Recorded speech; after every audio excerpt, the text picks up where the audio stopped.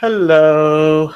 So, Vocab Malone had to reschedule to tomorrow. And because he did that, I still figured I should be here in case anybody was showing up.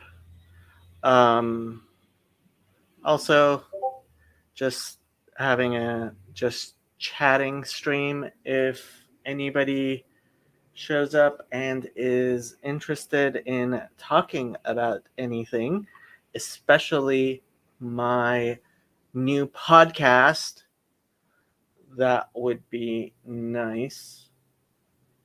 Otherwise, I'm just going to hang around for a little bit, see if anybody's interested, and uh,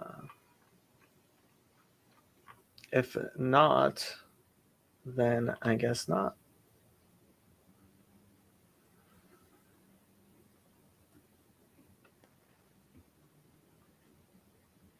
Well, there are people watching. If you are watching and you want to speak about something, at least put it into the comments. But also, if you know me, you would know how to. Um, Diversity is a weakness. Can you sing Tumbalika? I don't even know what that is. Is that? I'm guessing it's a song. Tumbalika. Huh. Oh, Jewish folk song. Oh, it's in Yiddish. Steht a Bocher und Tracht. Steht a Bocher, steht und Tracht. Tracht und Tracht a ganze Nacht. Wenn man zu nehmen und nicht verschämen. Wenn man zu nehmen und nicht verschämen. I don't even know what this means. Tumbala, Tumbala, Tumbalaika.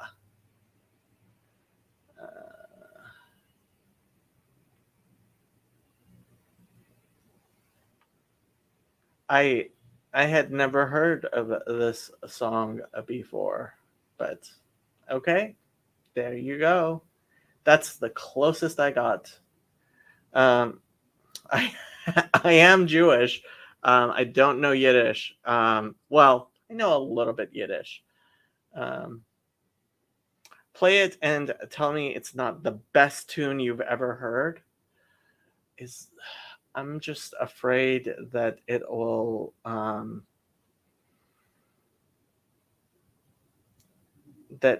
be copywritten, uh, and if I play it, it's gonna um, cause problems with the stream and copyright and silly things like that. But I would be really, really surprised if it was the best song I had ever heard. Oy vey, it's a song from 100 years ago. Yeah, but it depends. It depends on who is performing it, where I find it. You would be shocked what I've had to deal with as far as copyright, um, including for um, something that was Handel. Like it was from forever ago, and they still tried to give me a copyright strike, even though it was obviously past anything copywritten. Uh, yeah. Did you listen to my Spotify podcast? Anybody?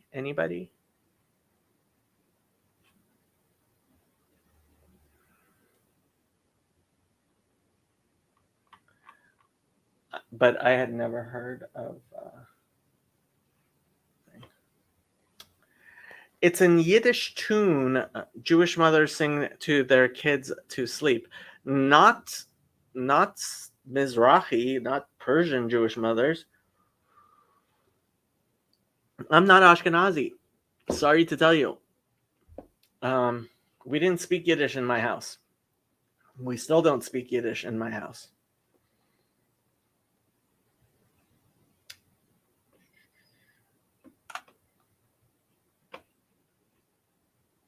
Okay, what else is there to talk about? Um, well, I mean, I could play this for you guys. Uh,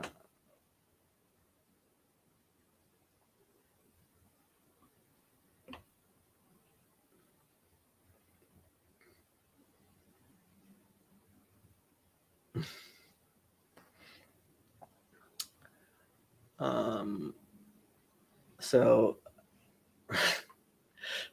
what's this weak sauce Jewishness? Get on my level. Sorry, I'm Sephardic. I don't think that's weak sauce. So on YouTube, interpretive dance at the EU Parliament. The stupidity never stops. Um, yeah, let's see what's streaming. Newsmax is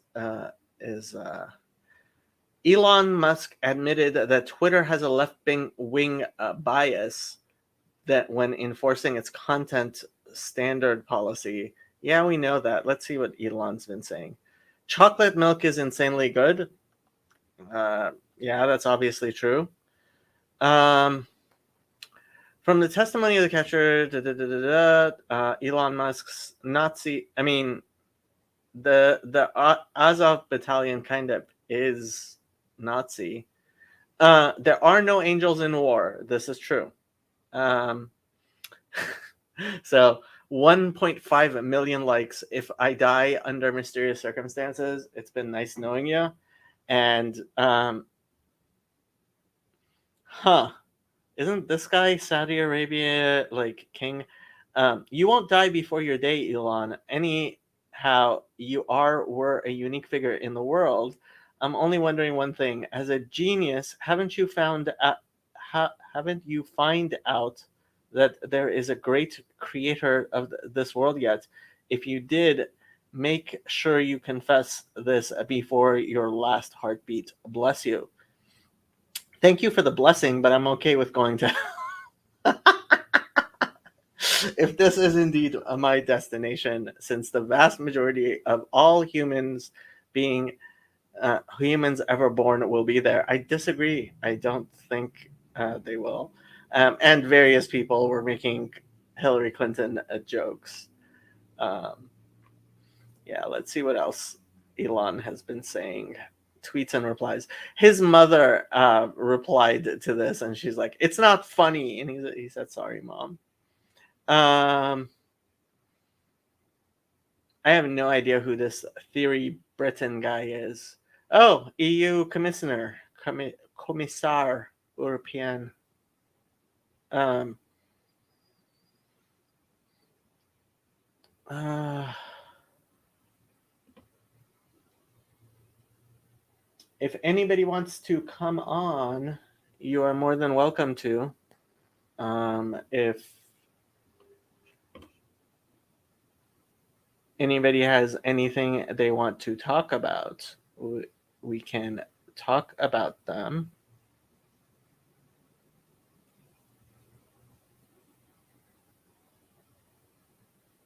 Oh, I invited the wrong Greg.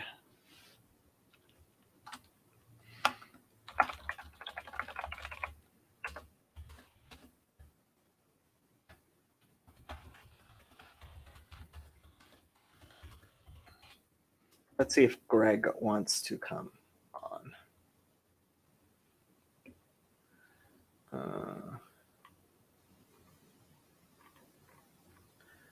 Or did I invite the right Greg? I don't know.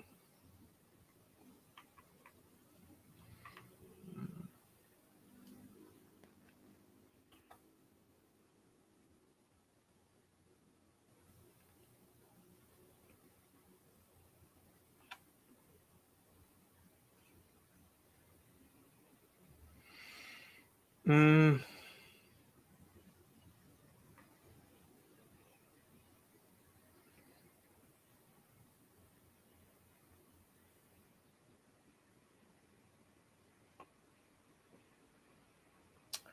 let's see what else is going on.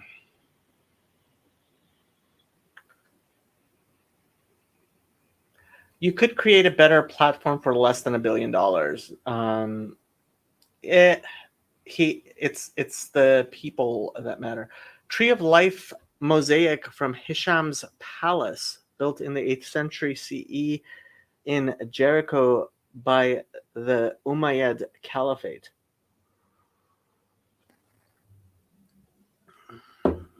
Um,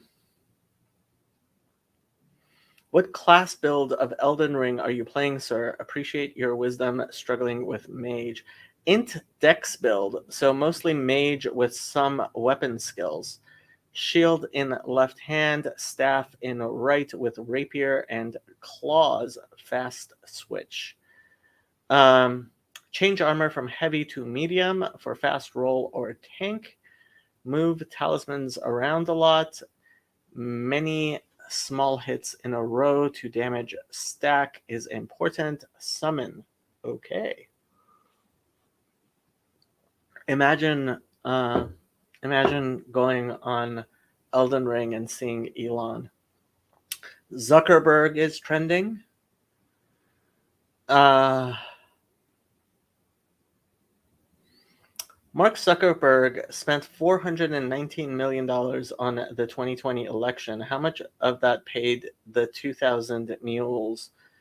Uh, I watched a little bit of 2,000 Mules. It didn't really look that great. Uh, Michelle Malkin. No more Zuckerberg heist. No more mules. Okay.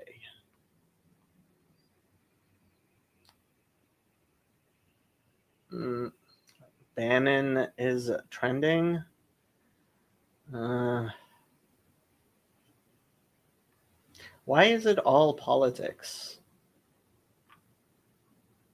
It might just be my whatchamacallit.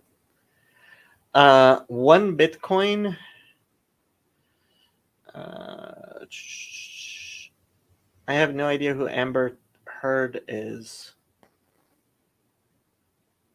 Who's Amber Heard? Oh, she's what's his name's Johnny Depp's thing. Uh, hmm.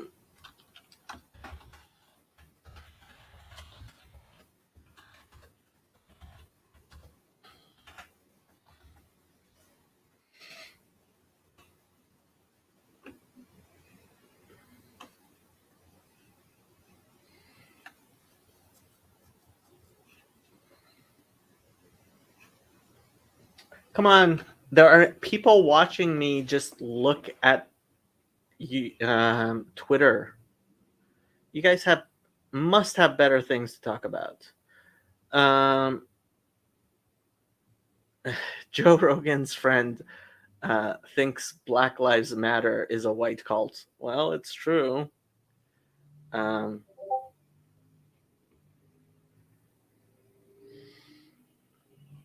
Gavin might join us in 30 minutes. Hey, Ben, how you doing? If you want to come on, Ben, um, let me.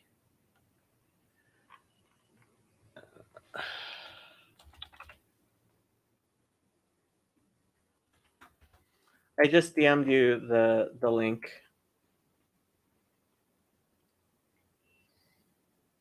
I was kind of excited about having Vocab on. I'm still excited about having Vocab on. He's going to be on tomorrow. Hey, Ben, maybe you know the answer to this. So I was watching yesterday, I did a video on the African Hebrew Israelites. And I was watching them, and he was saying that even though obviously from Esther we can see that people who converted to Judaism, it says mit yahadim, right? People who became Jewish. He was saying you can't convert to be an Israelite. And well, honestly, it's not like the word Israelite is really used in the Bible very much. Um, Nobody cares what you look like, Ben. um, I hope nobody cares because I look like me. Um, and he was saying that the people who convert are only called Jews, they're not called Israelites. It's like, well, first of all, I don't know how many times Israelite, I mean, I don't believe Israelite is used in the Bible, is it? Let's see here. Let's go to Bible Hub and search for Israelite. Um,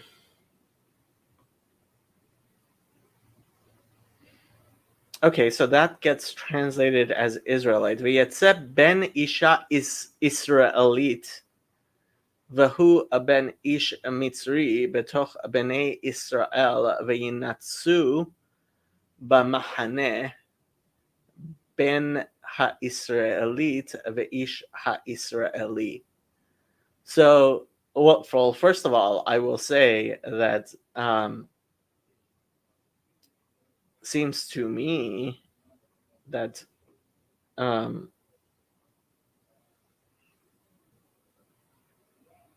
so it's only used there. Israelite is only used in Leviticus 24 there. I hadn't thought of it. And Israeli is used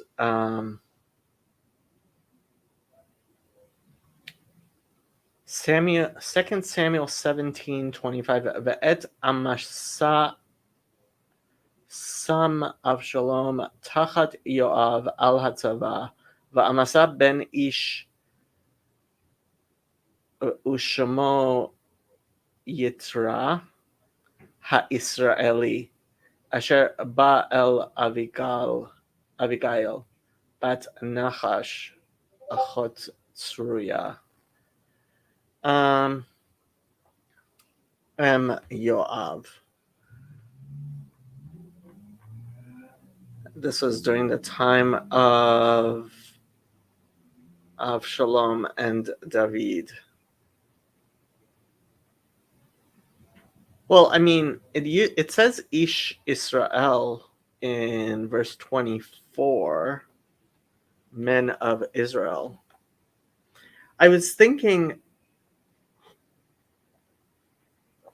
in Ruth, right? You have at the end it mentions the child being a part of Israel, but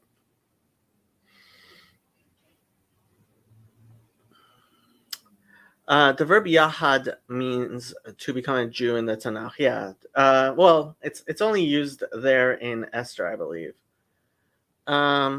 Another reason I believe in conversion or grafting in. I mean, you can convert to become a part of Israel. That's for sure. I think that's pretty clear.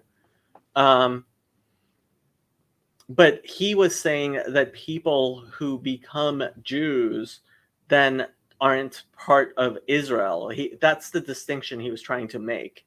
It's like I mean, I had never heard of it before. I'd never thought about looking at it like that before. The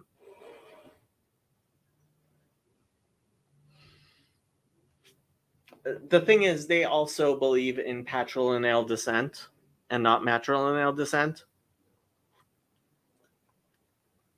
which again I don't think is biblical.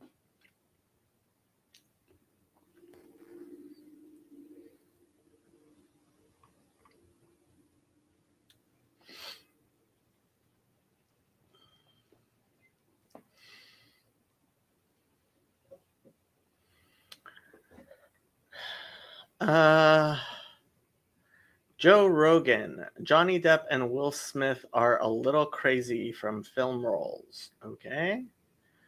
In no particular order, Rand Paul, Ron DeSantis, Tucker Carlson, Joe Rogan. Um, Not sure Rand Paul belongs there, and I would maybe add Elon Musk there. What's he? Who is your favorite public figure other than Elon Musk? Jordan Peterson, um,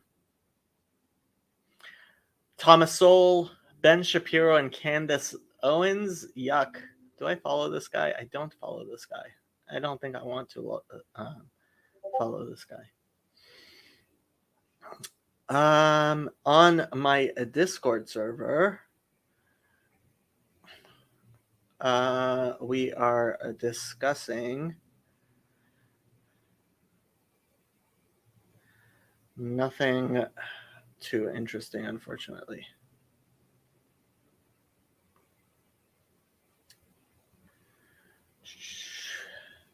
Right, Esther 8:17. Or maybe the mixed multitude became part of Israel. Well, I mean, traditionally, we actually say that the Erev Rav is a problem and they will eventually have to be sorted out. And that's part of how we are sure that there are definitely people who are Jews who are not good people. And that is one explanation, that it is the Erev Rav, and there are various. I mean, there's the whole Sencherev thing, but the only other class I know of is the Sojourner. Yeah, the Ger. Hey, Gavin, how you doing? Doing good. How are you, Jacob? Good. Glad to be So, here. what do you want to talk about? We can talk about anything. We could talk about disagreements. We could do some learning. You could teach me the stuff you know. I We can don't talk. know anything. What do I know? I think. Let's see. You were talking about the cognitive distortions with Claire the other day. I really thought that was interesting. Ooh, yeah. So, cognitive behavioral therapy, right, is basically the most scientifically well-known, um, uh, well, well uh, established treatment for mental illness. Okay, and it works as well as psychoactive medication. And what it does is it helps you identify cognitive distortions, which are thought patterns human beings naturally fall into, and stop yourself. So, um, in Coddling of the American Mind, Jonathan Haidt and Greg Lukianoff, they talk about three cognitive distortions that basically our society is teaching that they think are causing a lot of mental illness, especially in young girls. And off the top of my head, those are, well, they called it believing that the world is a battle between good people and bad people.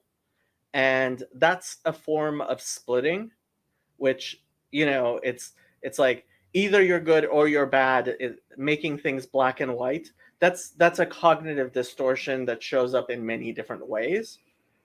Another one is catastrophizing, which, um, again, it's kind of like that binary there. Like, so for example, let's say you're thinking about going to a party, right? And um, instead of thinking, okay, maybe it'll be great, maybe it'll be horrible, but most likely it'll be somewhere in between. There'll be some good things about it. It might not be a total waste of time. It might be, it's might be okay, right? What people who catastrophize, right? They they either it's and afterwards when they're looking back at it, they're um they're like, oh, it was horrible, my life is over, or I'm going to say the wrong thing and everybody's going to hate me, right? That type of thinking, um just generally, these are cognitive distortions that human beings get caught up in a lot, and it's a very natural thing, and it's been proven it causes anxiety and depression. So if you like, so learning just to catch yourself not doing these cognitive distortions. And if you look up, I mean, there are various lists on the internet. There are actually a lot of apps and websites, but well, in Los Angeles County, if you live in Los Angeles County will pay for one of the websites um, that does cognitive behavioral therapy. But most of them, I mean, pretty much, I haven't been able to find just free ones. There used to be I used this one out of Australia, Mood Gym, and it was free, but now they charge. But it works as well as talk therapy, and it's a hell of a lot cheaper than talk therapy. Um, That's a yeah, that makes sense to me. The I, I feel like I learned a trick, So I've been in the past very arrogant, mhm. and hopefully it gets better over time. But it seems like that when you see things in black and white, and when you catastrophize, did I say that correctly? Catastrophize, yeah, Catastrophize. yeah, So when you do those things, it kind of assumes that right? There's not a like a skepticism. There's not a curiosity, and so like it seems like becoming humble, like being able to recognize the pride and trying to practice being humble can help with those cognitive distortions. yeah. One of the really important ones is mind reading, like thinking you know why somebody is doing something. Just oh, that person hates me. Well, what makes you think that person hates you? What are you just reading into their mind and like com- coming up with possibilities, or did they actually say something, right? So Yeah. The it's first person I heard talk against mind reading was Scott Adams, and I kind of picked it up. And then I even used it one time in the car with my wife. I was like, I wish you could just read my mind. That's the other side of it. It's like it's hard to actually communicate what's going on in your mind, and sometimes you behave as if the other person should be able to read your mind. So there's yeah, like that one can go both directions. yeah, yeah. No, I mean it's definitely. I have become a huge kind of evangelist for looking up at least looking up a list of cognitive distortions, and just being aware that these things are natural patterns that we fall into, which are not healthy. And there are a lot of workbooks out there you can use. There are apps out there you can use, and they're worth the time. I mean, it's part of making a more healthy um, m- mentality for yourself. But basically, so you can. So I've tried to practice agnosticism or something like that. In Mhm. general, like taking a position of I don't know.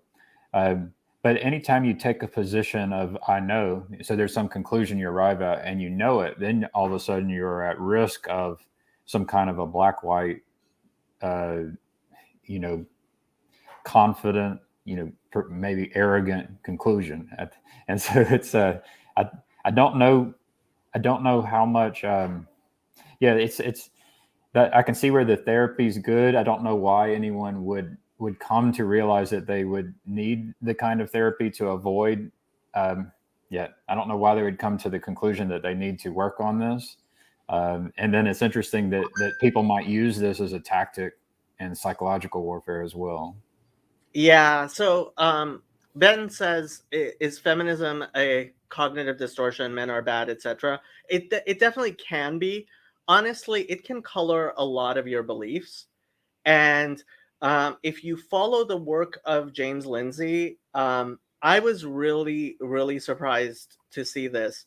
But there is actually a literature of people in critical studies, right? In these um, activist studies, grievance studies, literature, who are in fact advocating making people psychologically vulnerable, and alienating them and imposing.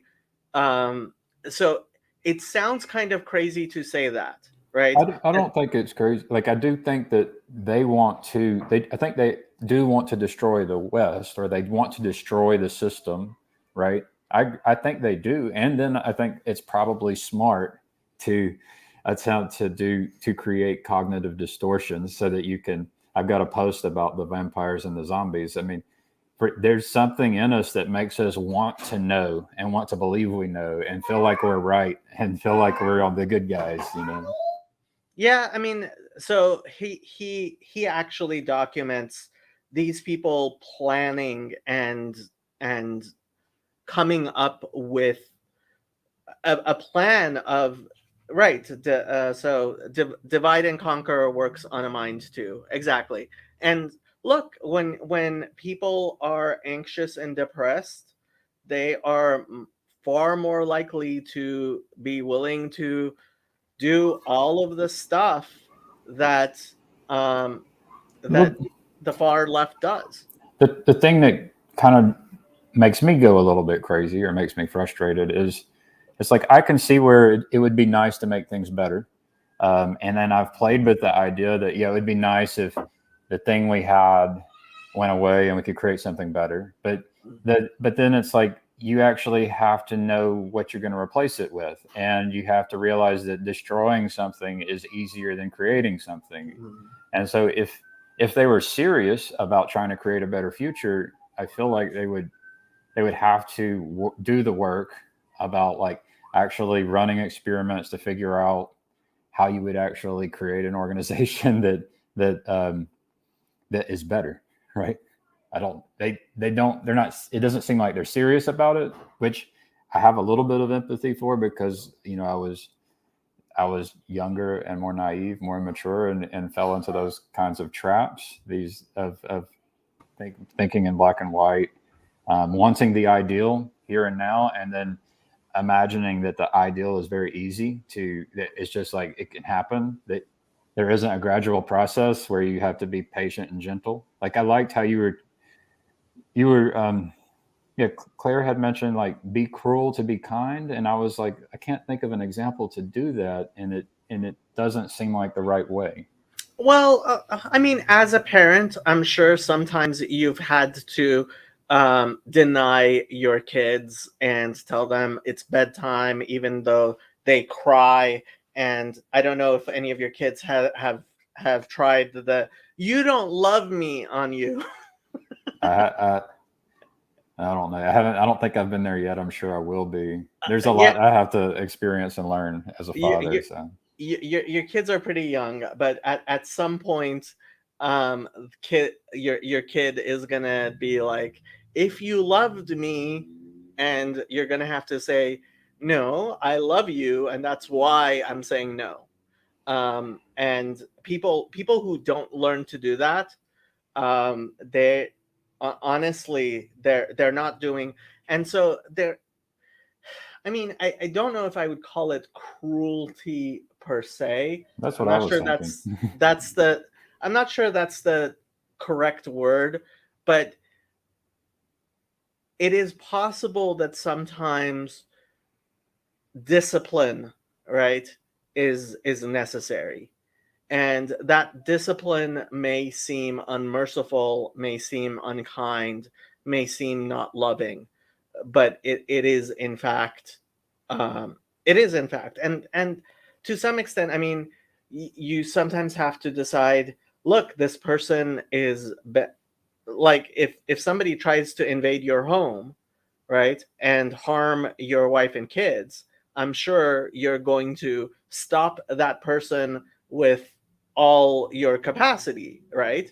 So you can't be ideologically set on this. I don't believe in Yeah, pacifism. I Yeah, just sometimes I need an example. So yeah, I can when there is an enemy attempting to cause harm, that's an example. yeah, yeah. I guess that. So if you were going to try to stillman Claire's position, it's like she thinks that that there is harm being caused, I guess, and or something like that. And I guess I don't see it as bad. And I think you would say she doesn't necessarily believe these things, or maybe she Yeah, does, but that's the thing with Claire. Either, I mean, I try not to be 100% sure because I don't know, and I don't know, right? I she lives in Great Britain. I've never actually met her in real life, and that's why I insisted that she turn her camera on so I that like that. I like that. I was impressed with her. Like she seemed cool, calm, and collected. She didn't seem like she was like. There are people who are so confident that they become just, and then they believe it so much that they become like irrational and like upset, and they lose control, and they will put you on their ignore list. That's my usual experience with people. Whenever the way you treated her, most of the people that I've ever encountered with similar beliefs would mm. not would not would not have been so calm. So, Well, I mean, I don't know if I always keep my cool. I certainly lose my cool in certain situations. I think I have her figured out. The thing is, it's really easy to dismiss her as being stupid, and she's not.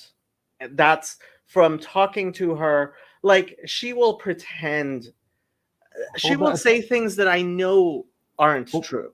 so this is where I actually think that being smart can actually lead you into having a black white thinking, um, like having the ability to be smarter than all of your peers, better than all your peers, and then think and arriving at a conclusion and thinking I'm smarter than everyone else, so my conclusion's probably right. But Yeah, no, no, no, that's not the problem. yeah, And I'm talking, for example, her supposed secular Coranism, yeah. right? It's like secular Coranism, like Well, I mean, I've either played you're with ideas silly and like that. stupid, either you're silly and stupid, or you deliberately have set up something contradictory Yeah. so that nobody can agree with you. Well, it's that tactic of stealing the narrative and redefining words, like it's actually, I think it can work. It can work, um, right? If you're trying to destroy something, it can work, right? And then so like take the monarchical Trinity, trinity. right? um, so you, in a way, it seems like an attempt to redefine the trinity in a way, and so Well, it, but I don't think that's a bad move to try to redefine things. Uh, I think we just have to make sure we know what the other person's talking about when they use okay. words. Well, okay. There's a difference, and it certainly can work. There's a difference between trying to help people understand things in a different way, and like if I really wanted to do the type of the type of concept stealing that she is, then I I wouldn't. I mean, I wouldn't use the word monarchical trinity. I would just use the word trinity, right? Ben says, "Don't say the T word." Um, That's funny. Yeah, um, I'll get him started. I don't want to get him started. but it's not like I came up or Bo Branson came up with the idea of the monarchical trinity in order to try to subvert the trinity. It is in fact And I think Bo Branson makes a very convincing argument that it is, in fact, the oldest conception, and a lot of Eastern Orthodox Christians believe the monarchical Trinity is the true understanding of the Trinity. This is one of the big fights that the Eastern Orthodox had with the Catholics. So the game she's playing is not the same type of game that I'm playing. Like, yeah, I don't believe in the monarchical Trinity. I don't believe in the egalitarian Trinity, right? I believe in monotheism. But that's us when we are trying to speak about things, trying to define them and make things more clear. Whereas she uses words like secular Coranism. That term, secular Coranism, is meant to help her do what she does. She's a postmodernist artist. She gets people to argue against you, right? I think I've heard the phrase like secular Judaism. Yeah, Like, there is yeah, secular Judaism. Yeah, right. there is a secular Judaism. But that's people who are trying to explain something that is actually secular, right? They mean either ethnic Judaism or humanist Judaism. They mean a Judaism that's actually not based on religion. That's not what she's talking about. Okay. Well, I mean, She is very specifically using this as a trick. That's the thing. yeah. Well, You're I trying mean, to steel man her, and that's what she relies on. yeah. There's many ways to steel man her. She's not. That's not what's going on. Go ahead. Sorry. Yeah, the question is, so if you think you know the truth, right?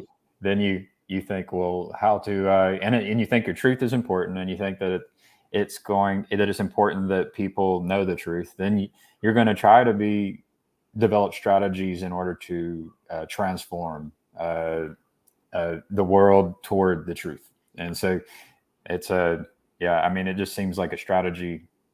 I don't know. I'd say It's a dishonest strategy. That's what bothers me. She's dishonest. Okay. That's the problem. I think I caught her out. She claimed she's never read. She doesn't know what critical race theory is.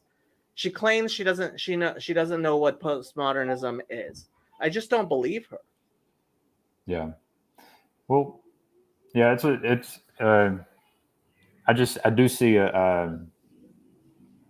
I do see the goal of wanting to transform people, and there's a question of how do you do it, and so there is some overlap. And I would just say, I definitely don't like the idea of being cruel. Like, I've done that to people and it didn't work, so that's it. That's not my recommendation. I've had people want to like beat me up and kill me, so it's not like this. So Ben says leftists often do try to redefine a word to win or control a narrative, like what is truth. Yeah, I mean, this is there's a difference between making a definition because you're trying to clarify and making a definition because you're trying to obfuscate. But I want to give you this example because I really hated this, but I needed to do it. So I went, I was scheduled to take an exam for insurance, right? And it was the last time I was going to take the exam, right? This was my last exam that I had to take. And I was a little late, right? But the guy, I was waiting for the guy to come to me, and he was watching a movie. And when he finally got to me, he's like, no, you're too late. You're going to have to reschedule. And like, part of it was, yeah, it would have forfeited my like $40 or whatever to take the exam. But I had come down like to downtown LA, and I would have had to reschedule and do it again. And like, I was really nice and being my normal self. And I just walked away, and I went, if I go back and make a scene, he's going to let me take the exam. I went back and I made a scene, and he let me take the exam. And it was like, okay, this was me acting in a way that I don't think I should act. Like making a scene, being rude, being like all that, being loud and talking about him, like being watching a movie while he was working and things like that. You were a performance artist. I right. And it was like, okay, this solidly, very solidly was to my advantage. My normal action would have been just to go home and reschedule and pay again and come back, right? And I made the scene. I got to take the test. I took the test. I never have to go back there again. There's no way in which you can say what I did somehow was disadvantageous to me.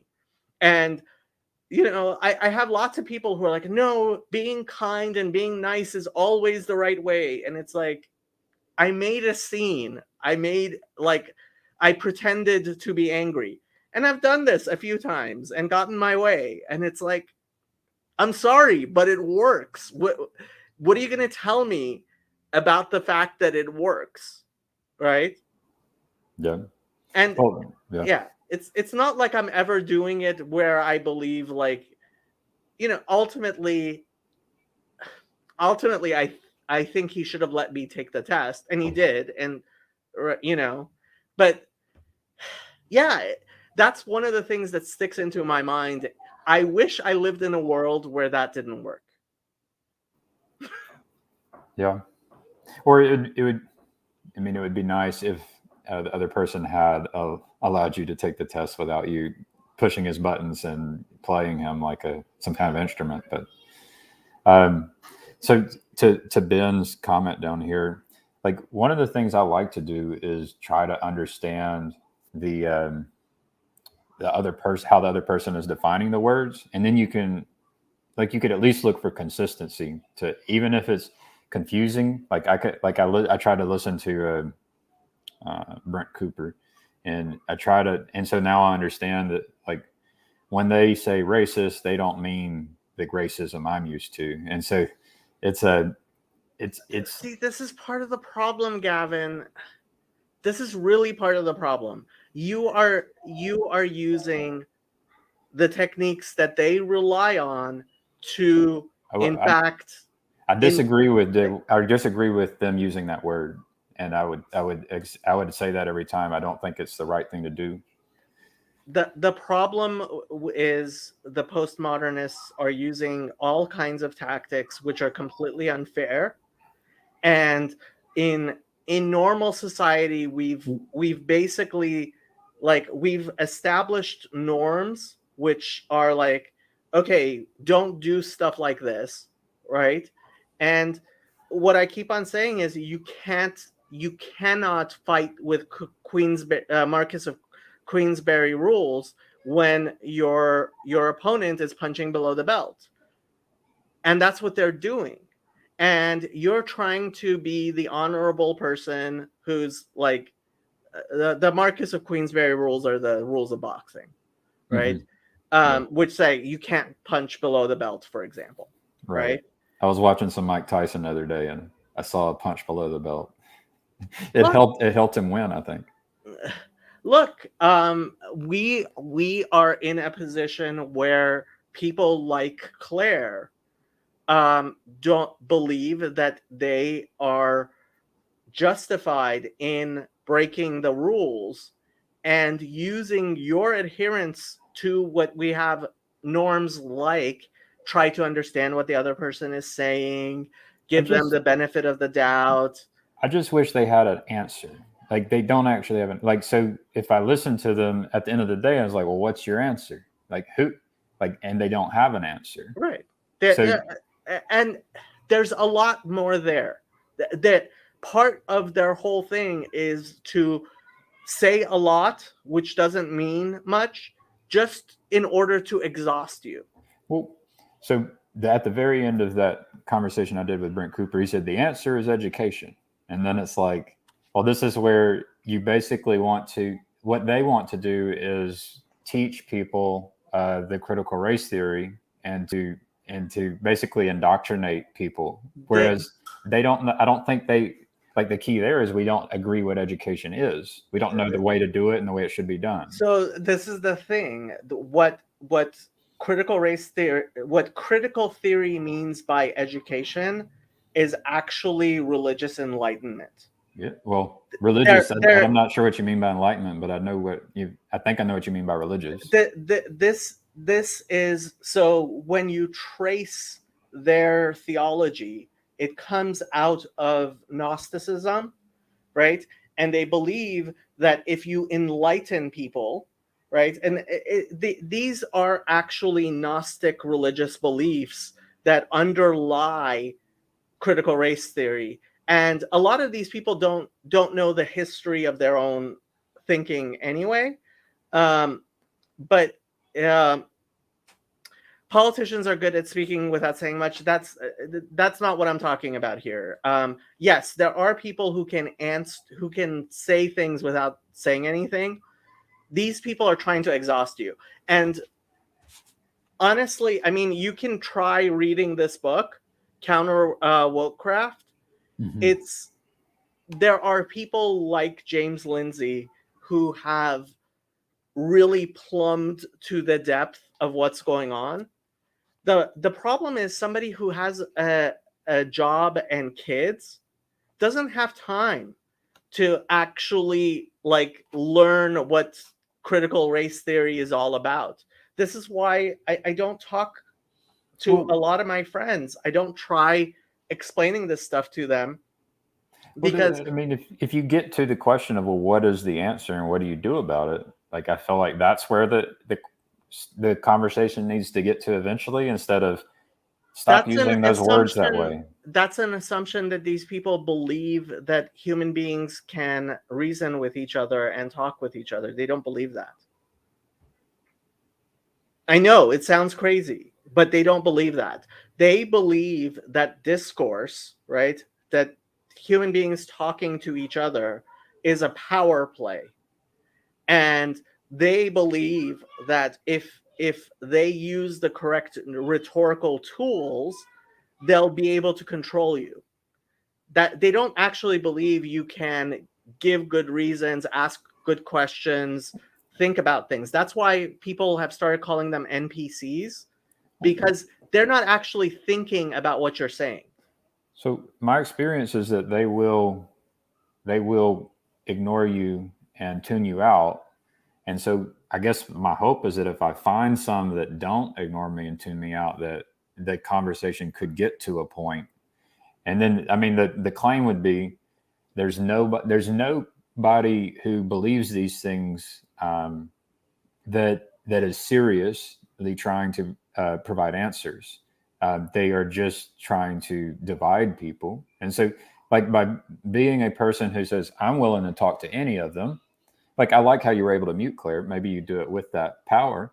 But yeah, being someone who does that, and then having people who practice doing that, it seems like that would be what exposes what they're doing, is that they're not actually trying to solve a problem. Exposes. That's the thing. It's possible to expose people like Claire, but talking with Claire, look, ultimately, she is a human being, and as a human being, she can't believe all the stupidity that is critical theory. Critical theory is in fact stupidity, and you can walk somebody out of critical theory the way you can walk them out of any cult or other religion, which is very different from what most people think, right? When I talk to you and I believe in your capacity as a human being to actually think about things and reason through things, that's very different from me building a relationship with you in such a manner that helps you no longer view me as an enemy and treat me like an enemy. So friendship, actual friendship with Claire, something that stops her from viewing other people as enemies, that I think might work. I have no real hope of that because I don't think I'm ever going to meet her. I'm never going to sit down with a meal. So I don't think I'm going to get past her ideology. She has her ideology. The only reason I have her on is to expose her, because there's a lot of people just like you who are like, oh, I can reason with these people. You can't reason with people like Claire. I know that I can't reason.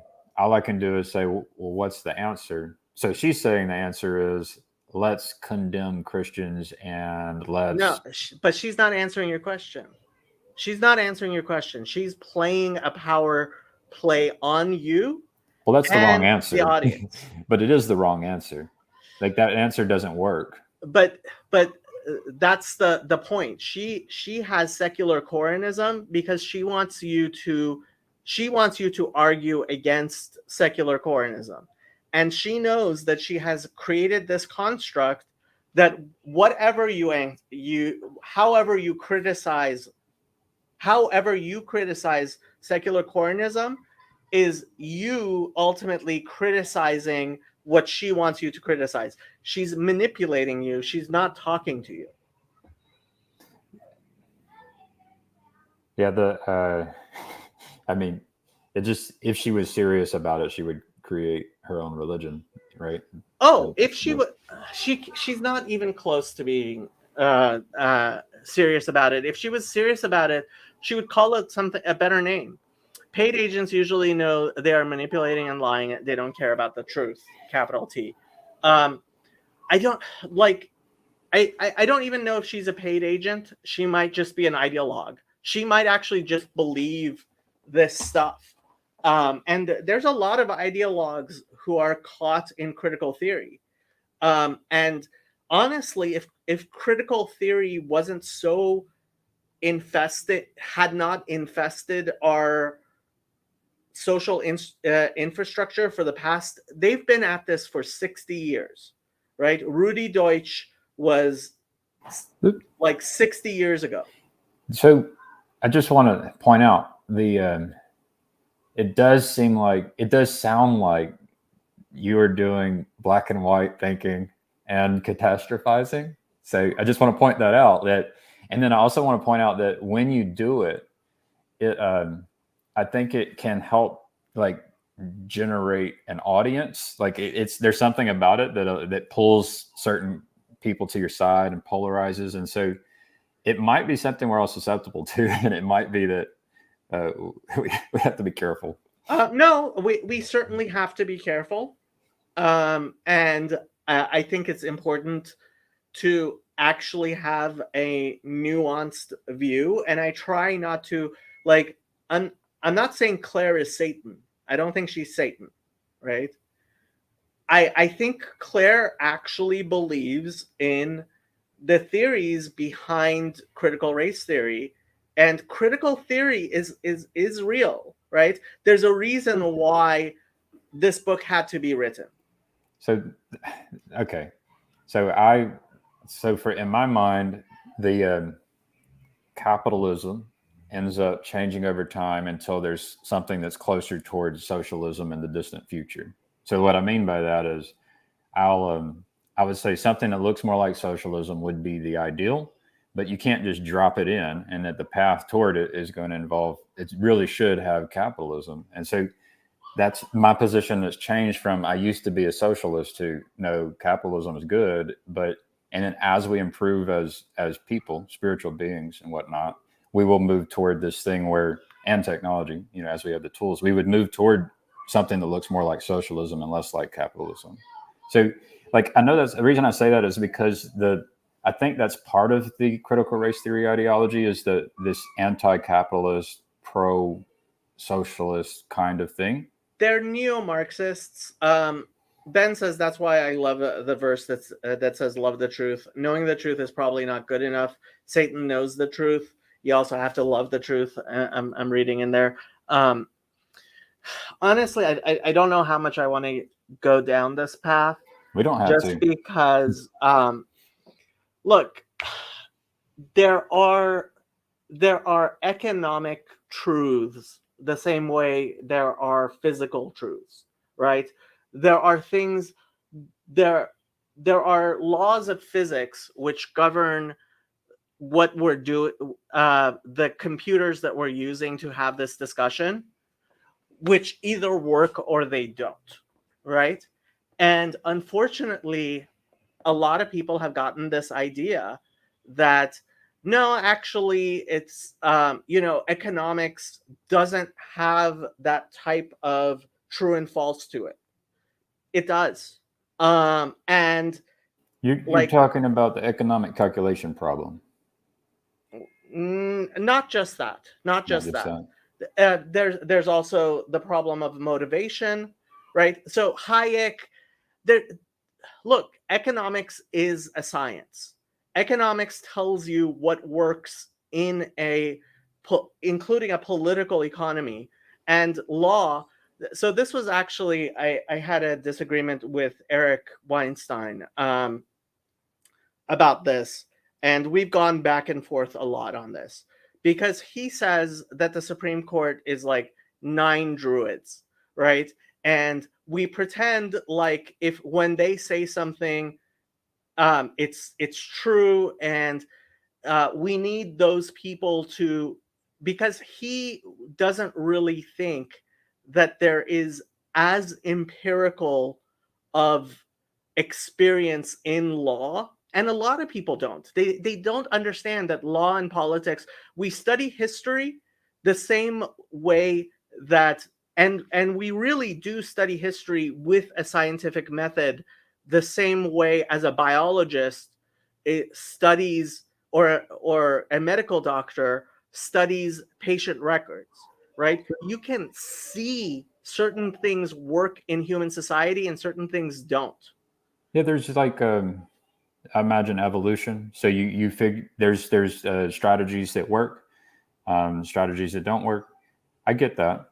I guess at one point, so I worked with missile defense, and so at one point in our history, we could not do those kinds of things, and it would have never, it wouldn't have, no one would have thought it was possible if someone would have come in and said, "Oh yeah, we can do these things. We can talk to someone on the other side of the planet." That people would have said, "No, that's against the laws of physics." So but the laws of physics didn't change. It's just our knowledge about what's possible changed. So that's the hope, I guess, with these other things, is that there's knowledge we haven't gained yet. There's things that we have to learn, that we can learn, and we don't know what it's going to look like in the future. Okay, but okay, let me try to make an analogy, right? So looking for socialism to work instead of capitalism, as an analogy to trying to fly, right? So we used to not be able to fly. Now we know enough physics that we can actually fly, right? You can have that sort of hope in as far as economics goes, right? You can have a vision. I want to have an economics where people people are basically have whatever they want, or nobody's starving, nobody's, right? Right. It would be nice if everybody had access to clean water. Exactly. Right. So you can have hopes like that. What you can't have is, I want to be able to fly like a bird, where I have feathers and I can fly, right? And that's what socialists It's gonna be funny whenever there's people doing it. But you say it now, but this will be on the internet, and there will be in 100 years from now. There's gonna be the Birdman. Birdman, but that's the thing, Gavin. No, you have to have. It's perfectly fine to have goals like, I want everybody to have water. I want everybody to have food. I want everybody. And honestly, like a few hundred years ago, if you had said that nobody's going to be starving to death anymore, in fact, people are going to be dying of eating too much, which is basically the truth in the United States. Well, yeah, it depends. Not the world, but the United States. The United States, and honestly, the people starve the only reason people starve around the world right now is because of political problems. It's not because we don't have enough food to feed all human beings on Earth. We do. And socialism can go wrong. Like I can speak against socialism. Like that when you have capitalism, you can end up with more people who are in control and the competition for who's in control. But when you have fewer people in control, it's a more threatening, it's a But riskier situation because this is the problem I'm trying to. So Okay. instead of talking about capitalism and socialism, right? If you were talking about, I want everybody to have food, I want everybody to have water, I want everybody to have medical care. Those are things which you can do the same way you can say, I want to be able to fly across the world. What you cannot do is say, I want there not to be gravity. So yeah, I mean, I've had this question. And that's what when you talk about capitalism versus socialism, it's like you saying, if we go with metaphysics instead of physics, right? If we go with magic instead of physics, I'm hoping to get to a day when we have magic instead of physics. So I think what's happening here is it's the same thing with this word Nazi and word racist. Is that the word, like we can be trained to respond to a word, and so the question would be, what do you mean by the word socialism, or what do you mean by the word racism? So, I mean, we would have to actually get into like, what does socialism mean to you? What does it look like? Because in your mind, it's this impossible thing, which I'm not saying like that's how you've defined it. So yeah, it is an impossible thing, but I might have something that might be possible in my mind. I might need to call it something else so that you need to call it something else, because Well- socialism has been defined, and part of the problem we have is there are people who are trying to redefine the word socialism in order to allow it, their ideological hocus pocus to pass. We're never going to be able to move to what is socialism, which is public control of the means of production. That just doesn't work any more than telepathically making yourself fly. Yeah, I don't want like the whole world to decide the means of production. That's socialism really is, and that's why socialists will talk about democratizing. I don't like democracy capital. either. What? I don't like democracy either. So again, this is the thing with socialism. Socialism's never going to work.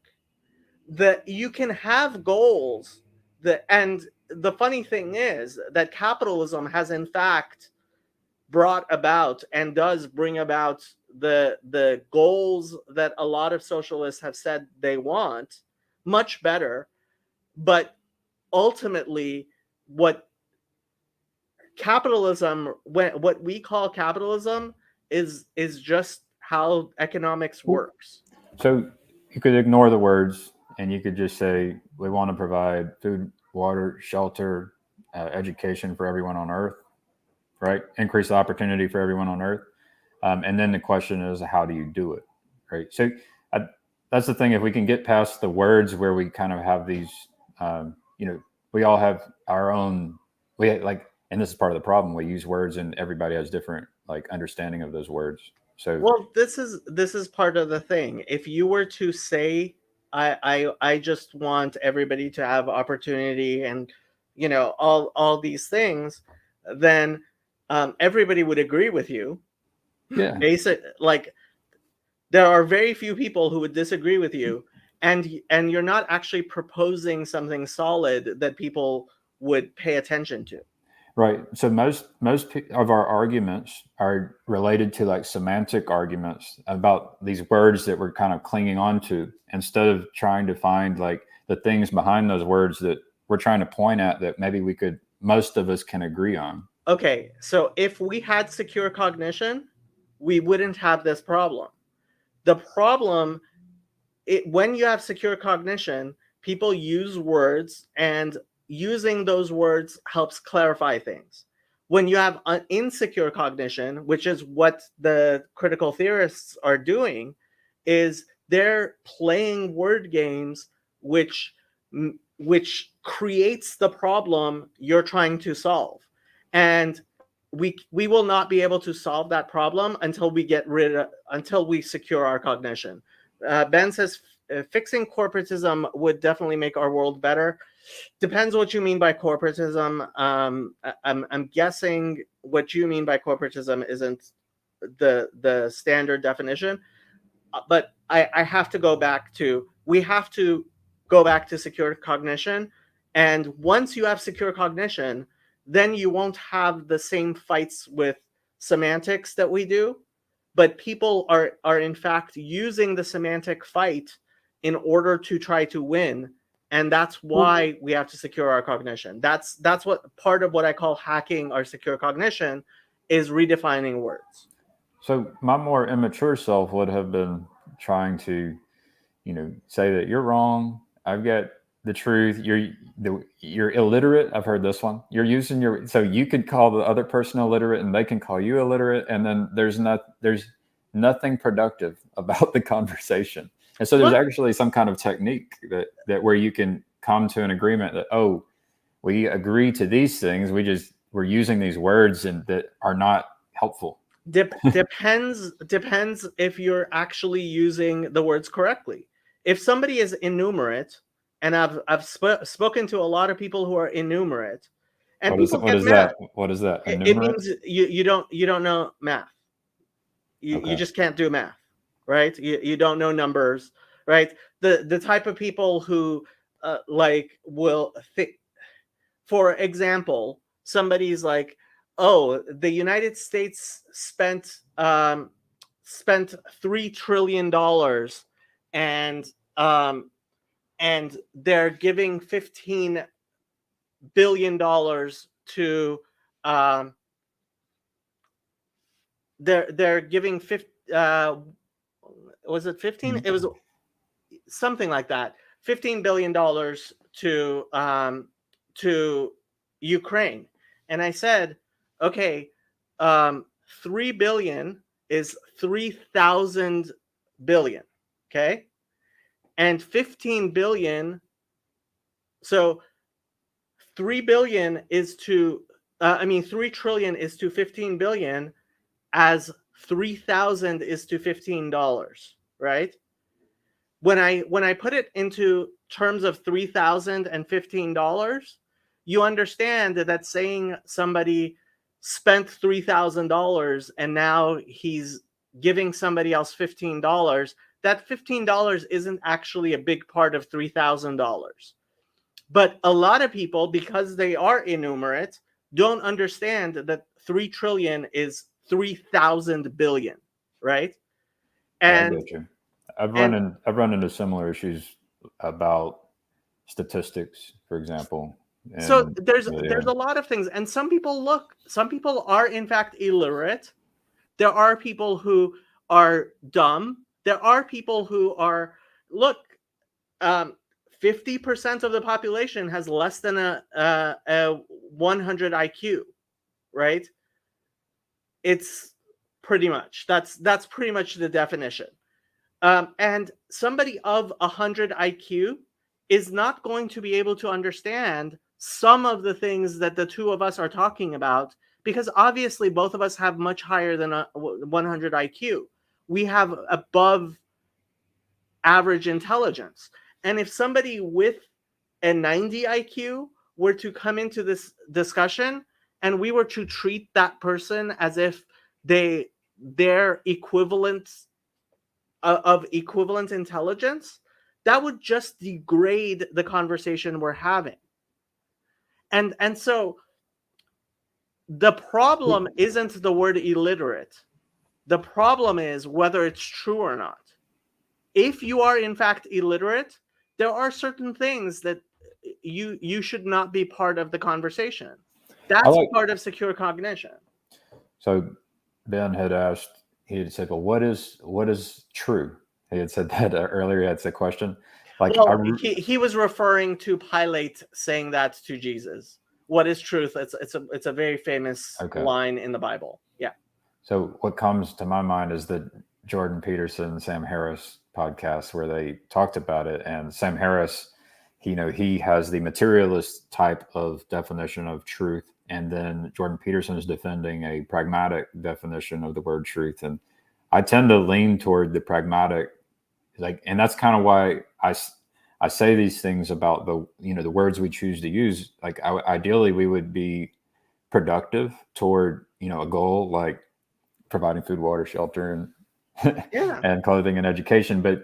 And so the practice of arguing, bringing someone in with a low IQ for that conversation it's only helpful if they have experienced something we've not accounted for, as far as like a problem that we haven't accounted for. But for them to be able to provide an answer to that problem, I wouldn't expect that. But look, let me just catch up with the comments. Ben says we need fair and balanced laws for corporations, keeping them in check. Completely agree. There are more legal problems with corporations than most people realize. Giving $15 to a criminal is $15 too many. Yes, but at the same time, I think you have to have some level of perspective over what's important to fight about and what's not. But to your point, Gavin, I think at some level you have to realize including some people into a conversation is not actually going to be productive. Some people have to be excluded from some conversations because they're just not capable of contributing. I understand this. It's so you would have an agenda of some kind in a meeting, right? So one-on-one, we have a conversation. Once you add another person, we have a meeting, and then there could be an agenda. And depending on who's there, it's going to, you could have certain kinds of agendas, and some other agendas might be off the table. So I mean, at some point, we have to have. There's a reason why I control who I have. Like I say, anybody who wants to come on can come on with certainly the Just Chatting stream, but like if it's not just chatting, if I'm actually trying to make sense of something, there's a reason why I have conversations with certain people. You have to, again, secured cognition. I keep on going back to this because I really think this is the problem.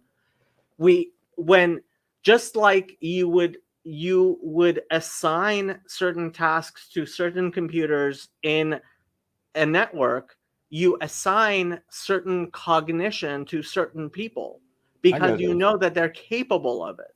I worked with large teams. I go to a meeting on Fridays where there's like almost 150 people. So like I've worked on a lot of different size teams with different agendas, and but you have to realize, Gavin, those are people who already work with you. That's a really select few. Now imagine if somebody like me who doesn't work there at all just shows up and randomly starts talking. Yeah. It's not going to work.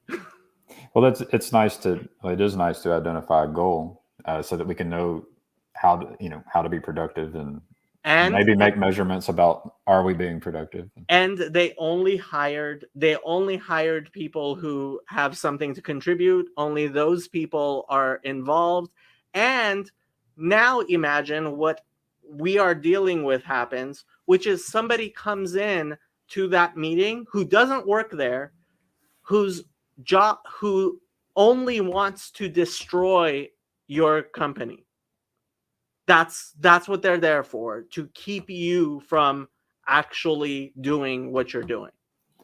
Well, yeah, I get that. That makes sense. The question would be is like, what are we doing on the internet? What is this little corner doing? Like, can we define the goal, that helps us to make sure that the right people are there? And yeah, I'm interested in those things. I've gone through many hiring processes. I've been a part of processes where people get fired. So it's interesting. that's how you build an organization that is productive in order to accomplish a goal. Well, I mean, we're talking about society in general, and optimally, we would not exclude anybody. And I disagree. So like optimally, you take 10%, like the 10% of the population could end up, doing the work that would allow for everyone to have food, water, shelter, and clothing. right, They could. exactly. And you would true. want to exclude I would say go ahead and exclude 90% of the population for this task. So honestly, yeah, I mean, I've also considered that. The biggest problem with that is, and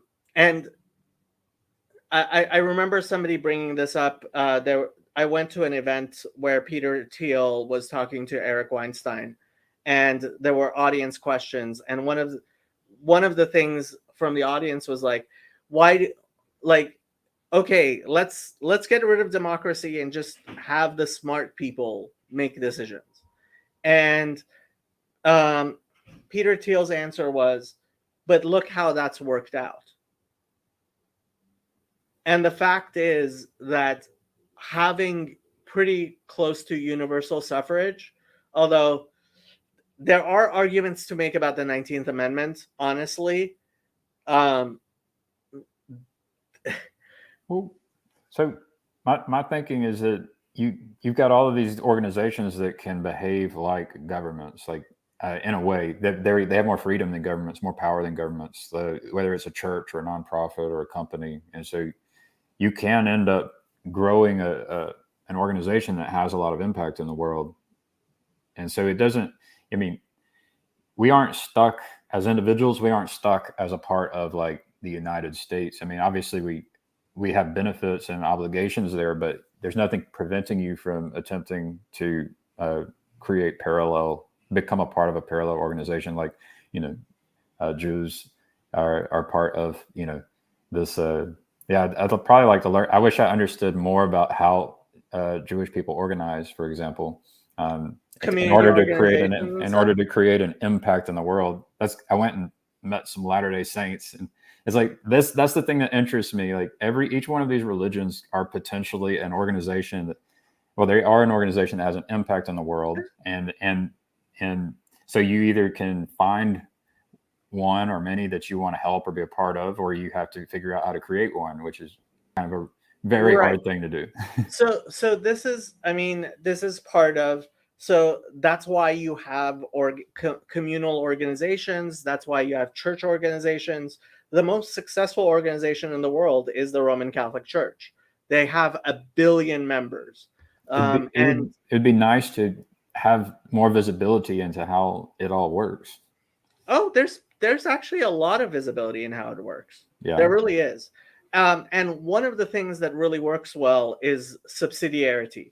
So I don't know if you watched my discussion with Father Hugh. I did. That was the preface to Claire Call. Yeah.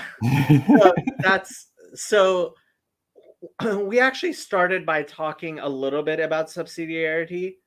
And I think the Catholic Church has a lot to teach us about organization. It really does. Subsidiarity is actually a very important concept in governance that works really well. And it's part of Catholic social teaching. But for example, our conceptions of federalism in the United States are also based on subsidiarity. Yeah. So there's other things they're doing as well. Like there's money, there's secrets, there's power structures, and there's the question of how people move within those power structures. So are there like companies and stuff? Like, are they funding companies? Are they invested in stocks? Like the Catholic Church? Yeah. Oh yeah. I mean, well, we can talk about that. Ben says the RCC might be the oldest too. It's the oldest human organization? It might in fact be. It might in fact be. I would have to think about that. Um, Would the Eastern Orthodox disagree? um, well, I mean, yeah, maybe. Well, so why would you put like why would you prefer as far as just like if you were analyzing an organization, like what's the strengths and weaknesses of Eastern Orthodox versus Roman Roman Catholic? Catholic. Like, yeah, why would you like what's the strengths of one and the weaknesses of one versus the other? Like, what are the cost benefit analysis? There's a thing called SWOT: strengths, weaknesses, opportunities, and threats. So, okay, the big thing that Roman Catholicism has that Eastern Orthodoxy doesn't is one leader. Ultimately, the way the Roman Catholic Church works is there is ultimately one pope who is in fact the leader of the entire billion people, and that just works. I mean, But I is Eastern Orthodoxy not working? it's certain it has a lot of problems. It has a lot of problems. My hope is actually that Eastern Orthodoxy might be able to reconcile with the RCC. That would be great, in my opinion. The Jesuits are probably funded by the RCC. Jesuits do a lot of world-changing things for the worse. Uh, I I think you have that backwards. The Jesuits fund the RCC, and they certainly are doing a lot of Who are the world-changing things. Jesuits? Who are I, the Jesuits? it's an order within the Catholic Church. Pope Okay. Francis is the first Jesuit. So the way the Roman Catholic Church works is there are many different orders within it. There's lots of dioceses within it. So it's actually quite fractured. And then it has a hierarchy which builds on that. And this doctrine of subsidiarity, where the smallest organization that's able to deal with a problem is the one that's tasked to do it, is what keeps most things from actually rising to the Vatican. So if I went looking for Catholic churches, there would be different orders around me. So there would be a parish, right, which would be part of a diocese, and the bishop of that diocese would, in fact, all of the normal churches, right? All of the normal churches in your area would be under that bishop. Okay, that's your bishop. Would that bishop be a part of an order? No, No. that's the Okay. thing. And I got you. then there are religious orders, and religious orders, for example, the Jesuits or the Franciscans or the Dominicans, right?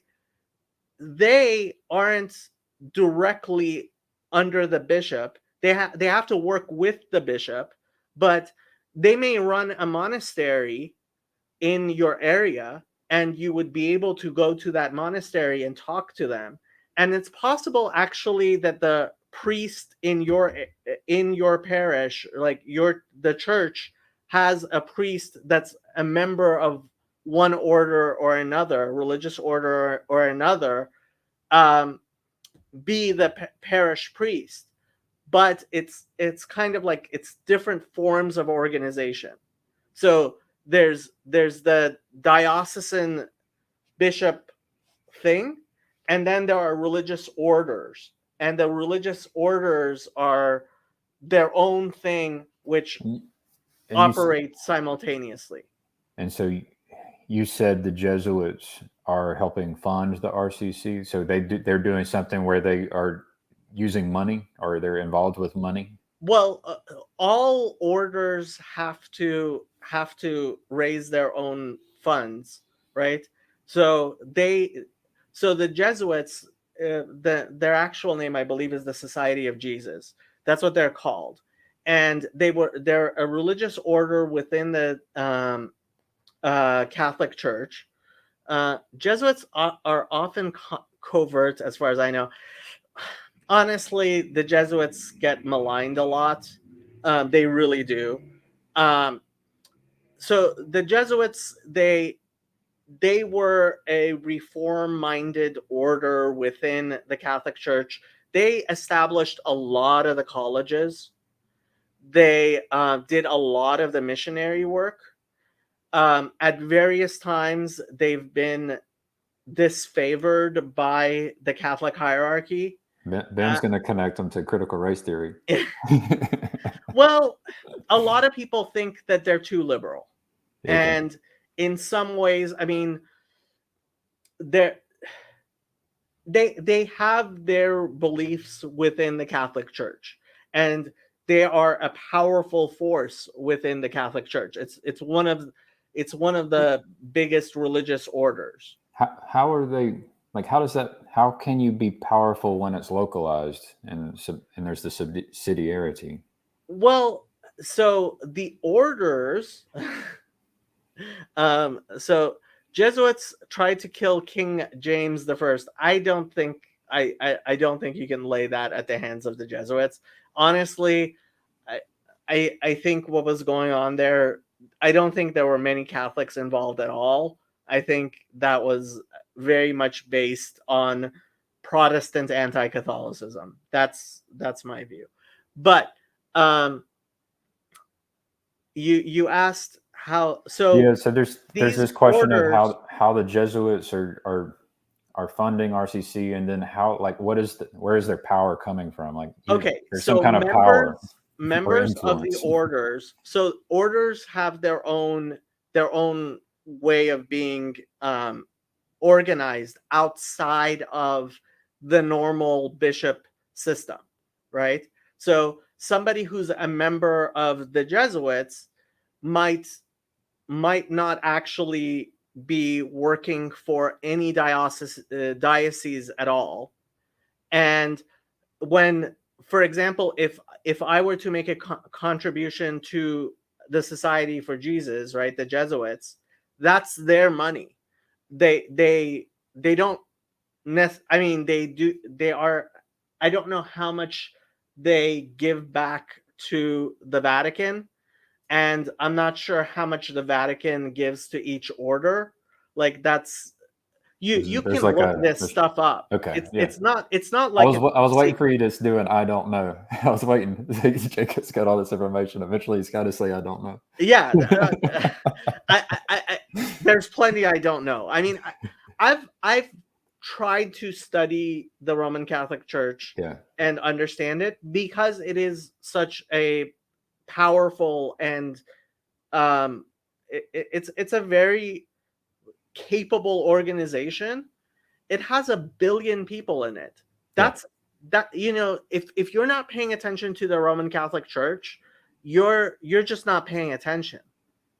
So there's a when I went to the LDS church, they told a story about a guy who was backing up a car and ran over his young daughter, and they used it as a story to talk about how they didn't lose faith. It didn't ruin their marriage, things like that. But I was thinking, it's like, it could have been a story that explains something my wife and I do, where we learned that you can communicate and say, hey, I need to go.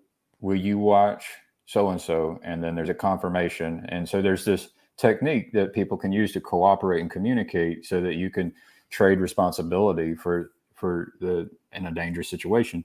And so I'm thinking, like, there's the people in the religions, like, it could be an opportunity for teaching people how to be good parents and guardians, to avoid repeating the same mistakes that other people have made. And so it occurred to me that church isn't being used to do that.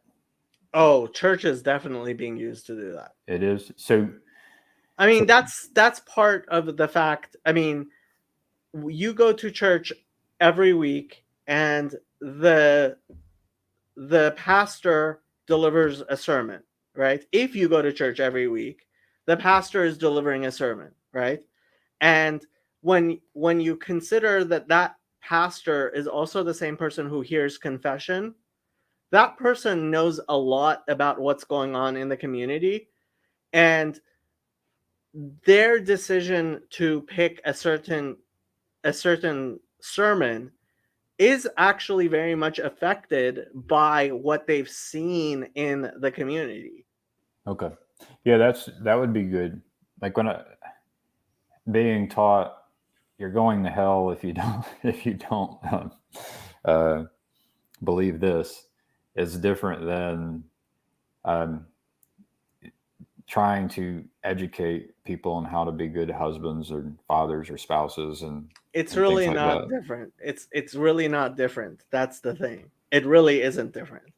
I mean, again, you have this. I think you have this caricature. I mean, I haven't gone to a lot of Christian churches, but I've been to a few.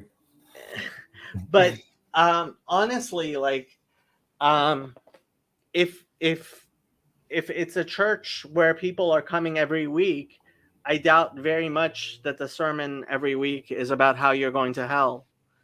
Well, so there's the like another like when you read your holy books, like how much of it applies to today on how you should how you should use electronic devices or not use electronic devices, things like that. It's again, so this is the thing, like you're repeating what Brett Weinstein of and a lot of the atheists I'm say. not against church. I'm interested in trying to make church better. That's all. I understand that, Okay. but this idea that what's contained in the Bible is, things that are from thousands of years ago, and it's not applicable to what's going on today, I think comes from a very particular understanding, which I think is very wrong, which is that the stuff contained in the Bible is about the small stuff, like how to drive a car. The Bible's not teaching you how to drive a car. The Bible is teaching you those things which are most fundamental, and there's a reason why the societies which have used the Bible have been the most successful. It's because the lessons there are about humanity and how human beings relate with each other. And it doesn't matter that now we're using computers. Yes, there are things you have to think about which are outside of what the Bible says.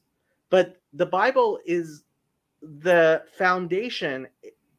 You're focusing on the wrong thing if if you think that the Bible is about um, computers and things like that. Oh yeah, It's not. Now, I'm not saying, like, I don't know if you listened to my discussion with Chazi or not. That one is very difficult for somebody who's not Jewish to understand, because we went really Jewish. But one of the things that I pointed out to him was, in the 1930s and 40s, when electricity first started being commonly used, there was a question among the rabbis: can you use, for example, an audio system with a microphone and a loudspeaker on the Sabbath, right? And there were quite a few rabbis who were like, "Oh, it's fine. You can have a loudspeaker. That's fine." The Rebbe, the Chabad Rebbe, the seventh Lubavitcher Rebbe, he went on an actual campaign which convinced a lot of rabbis, no, this is not permissible, not to allow even microphones which are just left on to be used in synagogues on the Sabbath, right? Now, in the 1930s and 40s, it was not obvious what a good effect that would have. In 2020, I think if you talk to any Orthodox Jew who sees the difference between the mega churches and what's going on in churches and what's going on in synagogues, where synagogues are smaller and they have a limit, and you don't have any of these huge churches, you can't have a huge synagogue because you can't use an audio system, right? And was it possible to know that 90 years ago with the clarity that we can look back at it now and see there is no way? I mean, there is no way you could possibly argue and get rabbis now to say, oh, we need to have audio systems on the Sabbath. It's just so clearly, because, and there are synagogues that use them. They're not Orthodox synagogues, they're Reform and conservative synagogues, and frankly they have the same problem that churches do.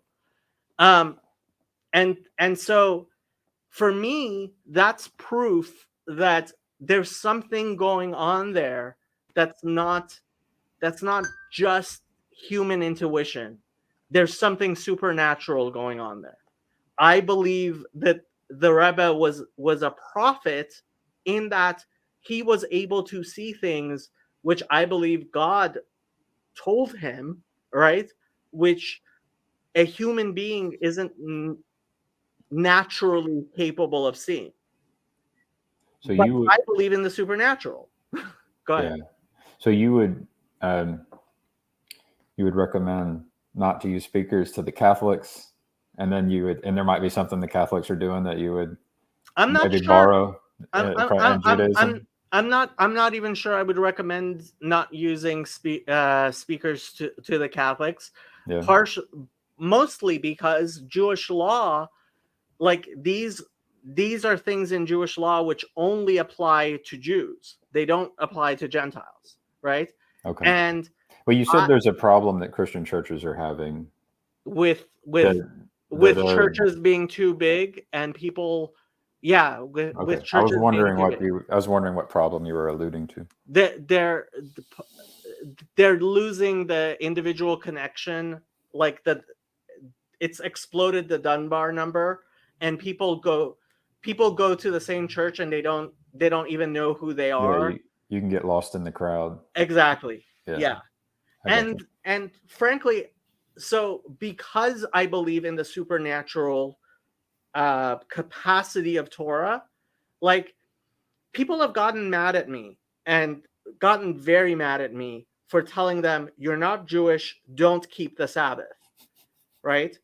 Because they're like, well, why shouldn't I keep the Sabbath? And it's like, for thousands of years, Judaism has taught that it's wrong for a Gentile to keep the Sabbath, that it's spiritually damaging. And if you were just to ask me, like, if it wasn't what Judaism teaches based on the Torah, I would be like, yeah, sure, keep the Sabbath. It's great. I love it. Even though I don't keep it myself, but that's a whole other thing. I personally see no problem with a Gentile doing that.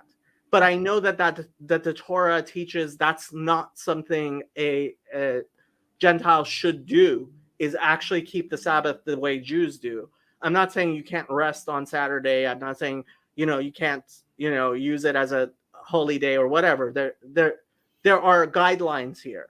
But the only reason I say that is because I believe there is a supernatural wisdom in the Torah.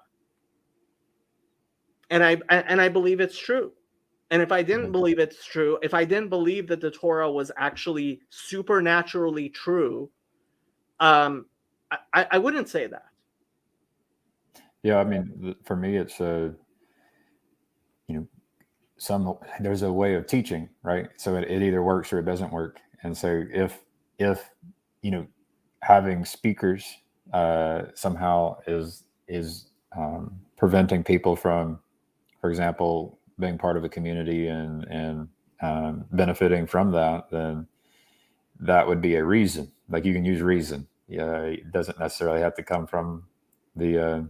Like it's glad that I'm glad that there would be an example. This is my argument for like allowing for different experiments, but then you can compare them and make an informed decision about maybe changing something.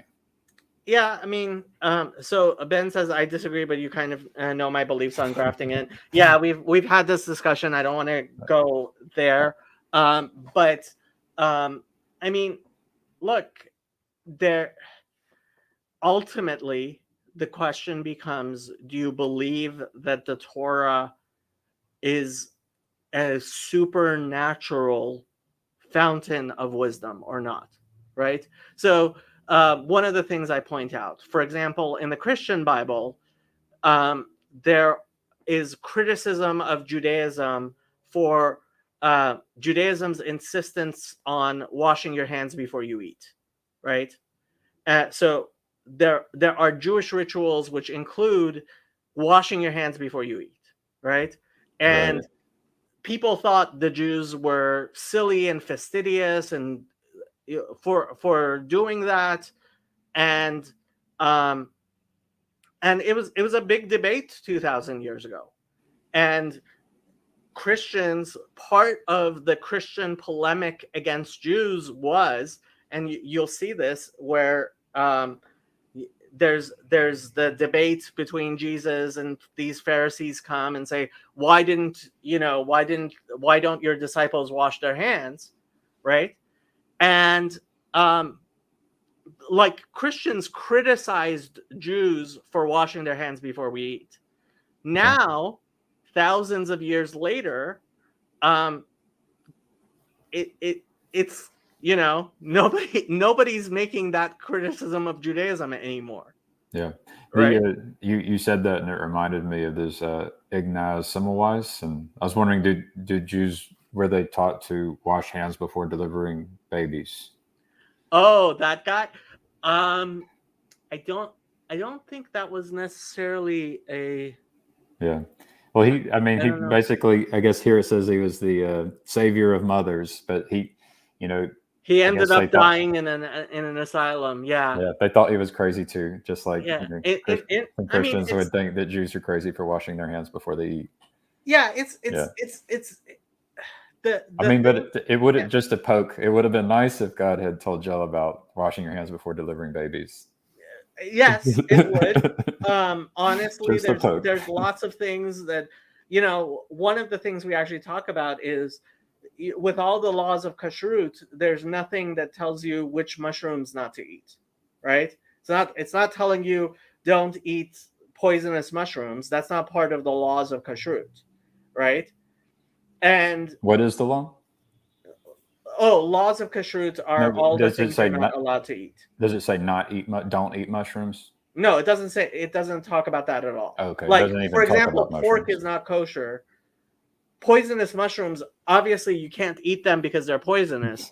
But there's nothing that actually says, okay, you can't eat animals that don't chew their cud, land animals that don't chew their cud. But there's nothing about mushrooms, right? Yeah, that's kind of my point. Is there's this knowledge that that we have, and it's to a point I've heard you make, is that a wise man learns from other people's mistakes, and so it's good. Like it all gets back to an education system, no matter what kind of organization you have, and so ultimately we want to try to make sure people can be wise and have wise people to learn from, and avoid repeating the mistakes other people made. So that's kind of like that's what I'm thinking about whenever for example, I could pick on the Latter-day Saints. They have these 18-year-old missionaries, and it's like if I'm going to talk to a missionary, they do have some that are like retired husband and wife couples. I told them I said I'd prefer to talk to a retired husband and wife couple because I've had some experiences, perhaps where they could talk to me. And so similarly, there might, if I were going to poke at like Roman Catholics, I guess they might not know how to be a good husband, for example, and so there's some knowledge there there's like a bias. There's even maybe a selection bias kind of baked into the rules, which would prevent us from gaining the knowledge that maybe we could have if we, if you could improve things, for example, so that we have more wisdom, and that would be good to figure out how to do education. I agree with Ben. He says at some point we have to make some obviously correct choices on our own, like not eating poisonous mushrooms. Look, I think you have to have two separate epistemologies. I've read the book on this, actually. So if you want to talk about poisonous mushrooms, I read the book on how to eat edible plants. And so, really? Yeah, so if you don't know, if you were out in the woods and you didn't know what to eat, the first thing you could do is if you were thinking that a plant might be edible, is you could test it and you put it on your skin and you could wait and see if there was an allergic reaction. Then you could get closer to your mouth and you could rub it on your lip. So you can go day by day testing the reactions to these edible plants. So there is a process so that you don't just gamble with your life with the mush. Someone had to learn that the mushrooms are poisonous. Maybe you do animal testing, something. But right. Look, you have to have different epistemologies. The thing is, I do believe that there is supernatural wisdom in the Torah. I believe that's true. And I hope that that is a falsifiable belief within me, that if the Torah were to show itself not to be supernaturally wise, that I would be willing to recognize that. But I mean, I think when you look at history, you see, yeah, that's cool about testing food, Ben says. I believe you see that, in fact, Judaism has shown itself to be, in fact, supernaturally wise. Yeah, the way I look at it is I don't want to. I see no reason why I would want to convert you. Right? That's the question I kind of ask myself. It's like, do I really want to convert this person or these people in the way they believe? Is it threatening? Is it a hazard to the situation? So, well, I mean, if I wanted to convert people, there would be much better ways of going about than doing the type of stuff that I'm doing. To some extent, I do want to convert those around me. I don't want to make you Jews, but I do want. I think we need to be connected to everyone around us, and when we talk with each other, we are in some sense like those things which are salient, right? There's a reason why I talk about the Trinity so much, because I do think that that's something that poisons Jew or Gentile, right? Oh, look, we have somebody fun here. I wonder if he's going to say anything interesting. But yeah, I mean, there's a reason why I say the things I do about the Trinity, because I believe that it's something that poisons everyone. Did I put this in? Ben says the original Tanakh was perfect and 100% true. I believe it's still perfect and true. But that's me. Yeah. So those Latter-day Saints, they were stressing faith. And in my thinking this morning, I did a retrospective, and it's like, it seems like you can have too much faith sometimes, where you end up praying instead of going and finding some type of medical help, for example. You can, and then you can have too little faith. Like, so you would, like, in the thing that came to mind was like the faith of the mustard seed. So they talked about this thing called like a ladder of faith. And I was thinking, well, if you had the faith of the mustard seed that God will help guide us, then you can then learn, and your faith increases as you learn and grow. But it would be dangerous to not have any faith, and it would be dangerous to have too much faith. Well, I mean, I wouldn't even call that. I wouldn't even call that faith. there, and I mean, I've had discussions. We've had discussions on my server, um, particularly about this idea of like not going to doctors because you're thinking that God should heal you. Or even the guy who ran over his daughter. It's like you could have the faith that was part of God's plan, but you could also maybe, and it could be. I'm not saying it's not, but then you could also say, well, I don't want to run over anyone in the future, and I'm going to be more Well, that's careful next time. obvious. Right? That's obvious. I mean, but you also have to, in fact, um, console people so that they don't lose their mind when something like that happens. And Yeah. I'm guessing that's what the pastor was trying to do, was because I mean, I remember this happened in our community. There was a family with 3 boys, and they went on vacation with another family with 4 children, and the kids were coming out of the pool, and the father was helping them put their clothes on, and the 3-year-old jumped back into the pool, and the father didn't realize it, and he drowned and he died. And that was a huge loss to them. It was really hard for the entire community, because it's like this little kid dies, Yeah. right? And at some point you have to allow people to get over things that have happened in the past. I am sure that the person this happened to is very, very careful not to run over any more children. That's the question is that the problem you need to be addressing right now? So, Yeah. Ben says, I don't trust the Leningrad Codex, for example. Well, I don't trust the Leningrad Codex because it is the Leningrad Codex, but I do trust it because it's pretty much the traditional one that all Jewish congregations mostly follow. So I'm a fan. But yeah, you were saying, Gavin.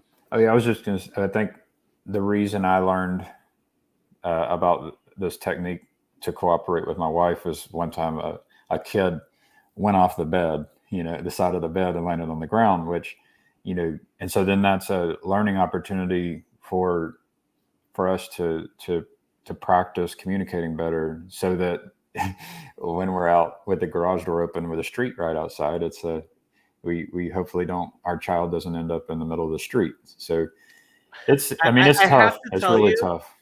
You really need to look into Jonathan Haidt's stuff about parenting. Yeah, I know. I've heard you recommend this, and I've heard Jonathan Haidt talk about it as well. Yeah, because you have to realize you are a parent over the age of 26, and that's not the natural age when parents are supposed to have young kids.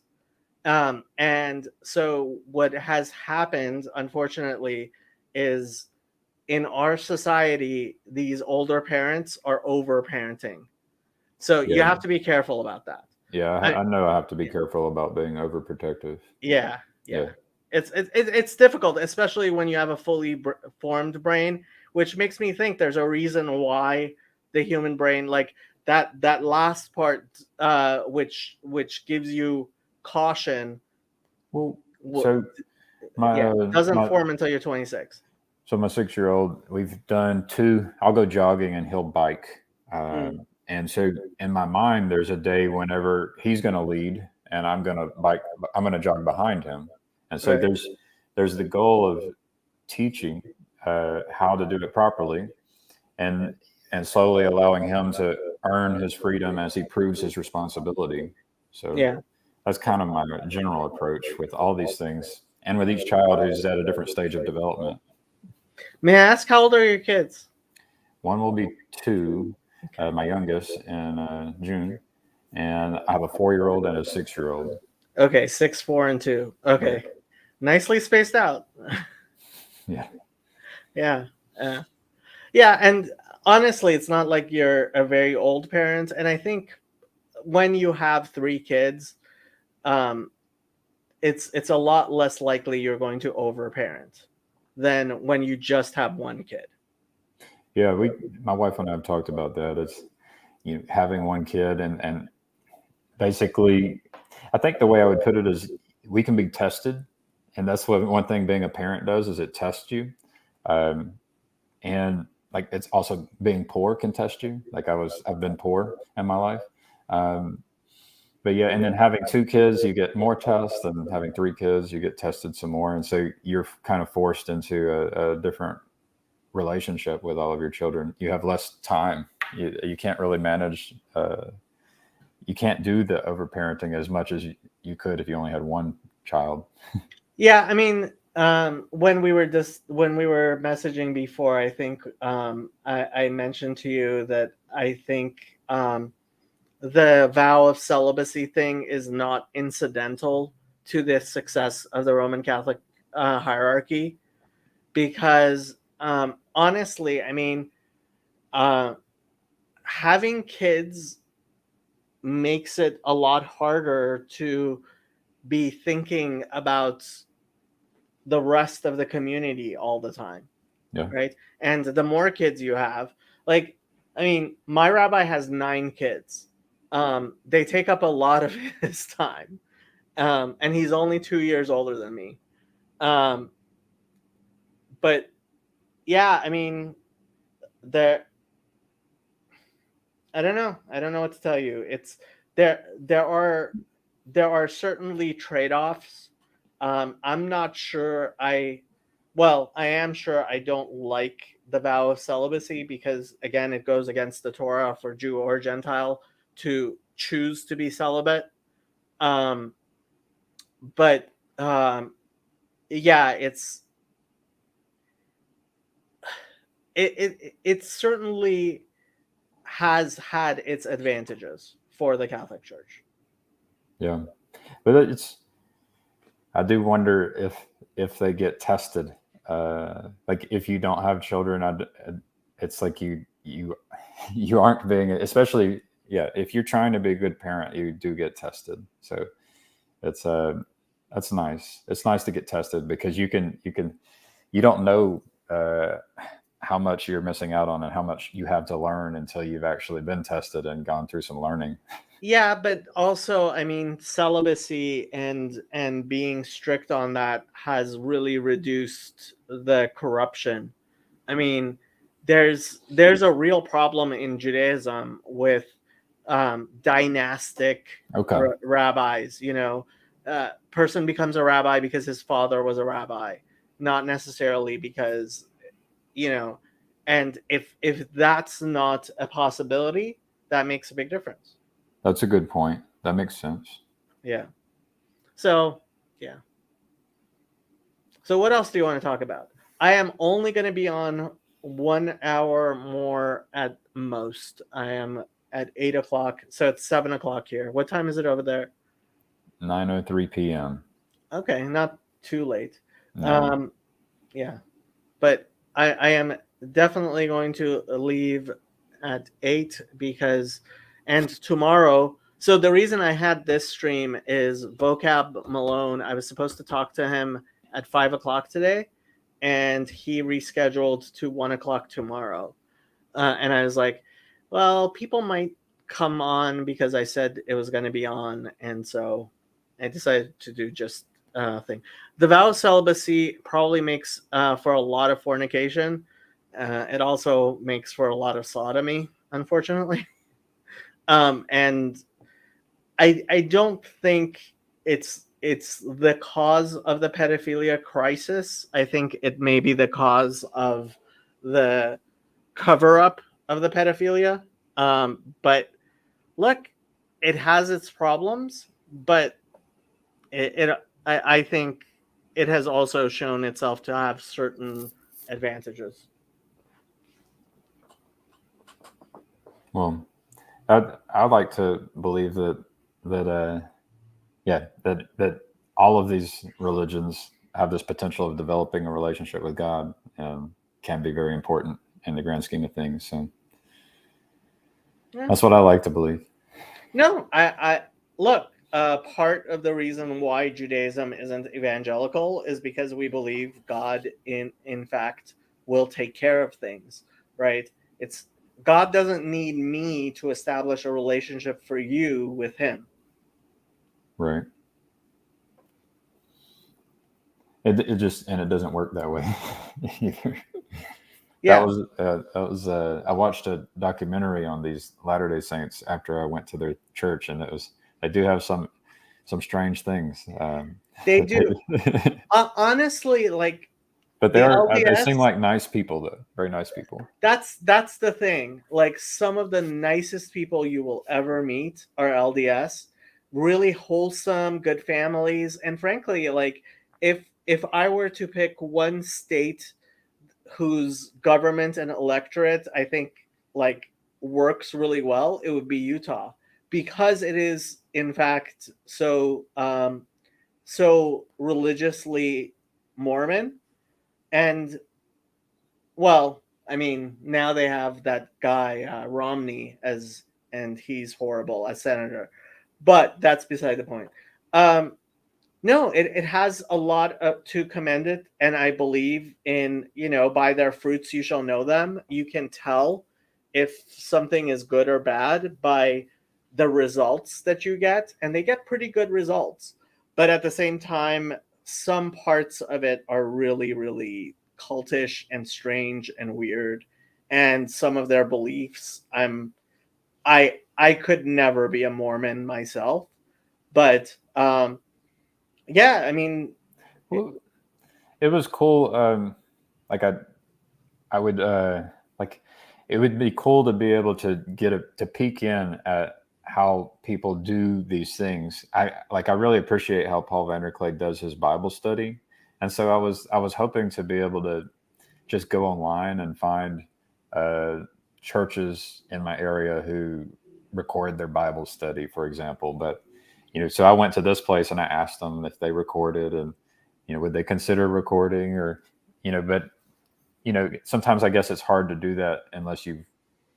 it's not just that. I think the LDS has some level of secrecy built into it, which I don't necessarily think is so bad. Like Yeah. they have a built-in secrecy that has certain things to recommend it, and other things which I think are problematic.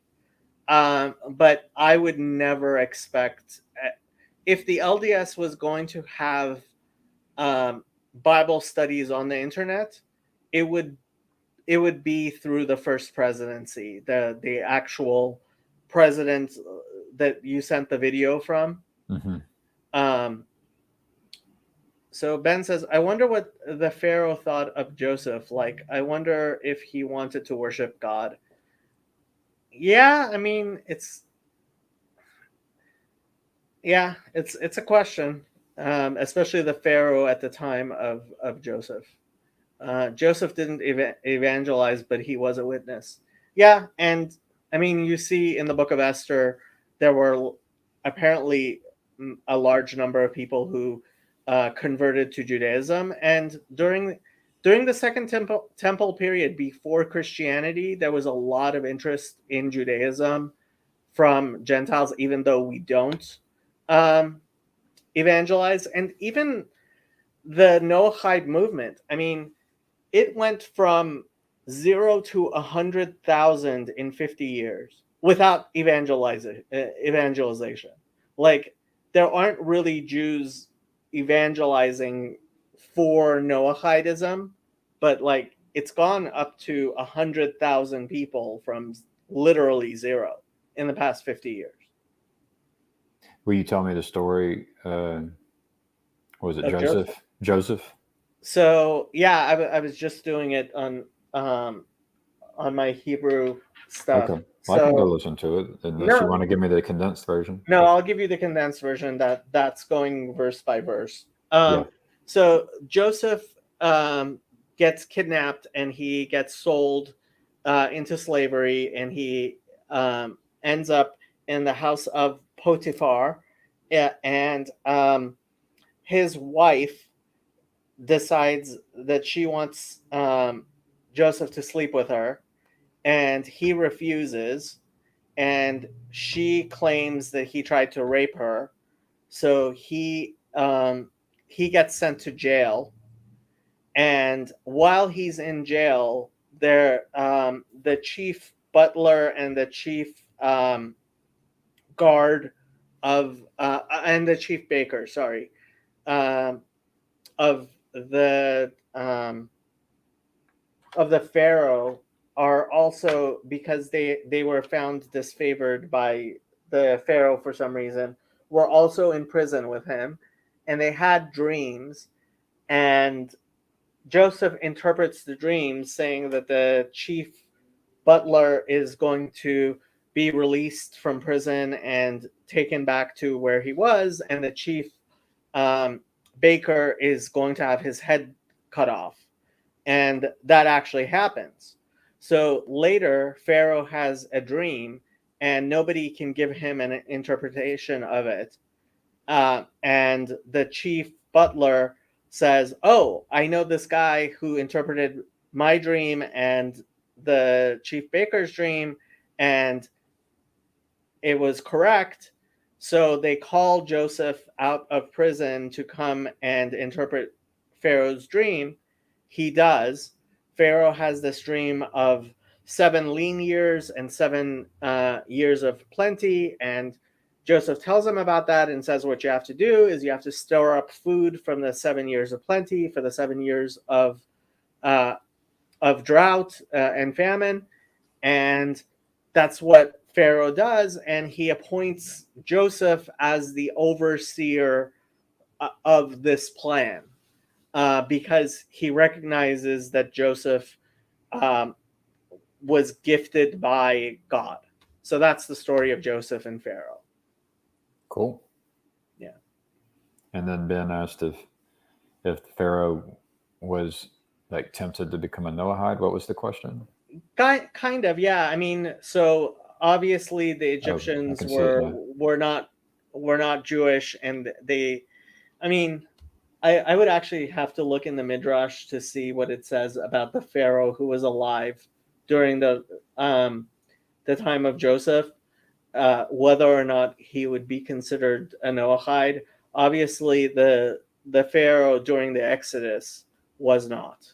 But yeah, I mean, again, this is part of the disagreement that Ben and I have. Ben has this, what I would say is a Christian understanding, which is in order to be saved, you have to be part of Israel. And he thinks that Gentile means unbeliever and person who isn't saved. Whereas the Jewish belief is that Israel is a nation of priests, and you can, in fact, join Israel, but you don't have to in order to be saved. So this kind of goes into the disagreement that Ben and I have in terms of interpretation there.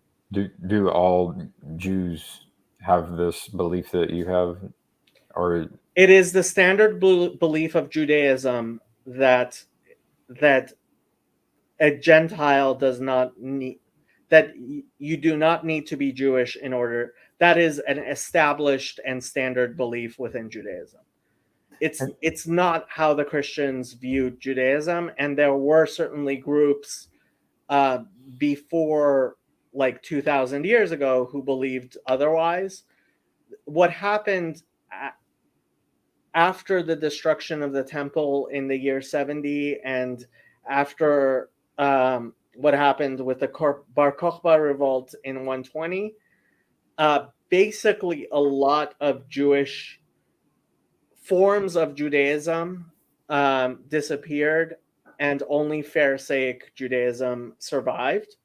So basically all Jews alive today are Pharisaic Jews. And so there are common beliefs we have of Pharisaic Judaism, because the other forms of Judaism,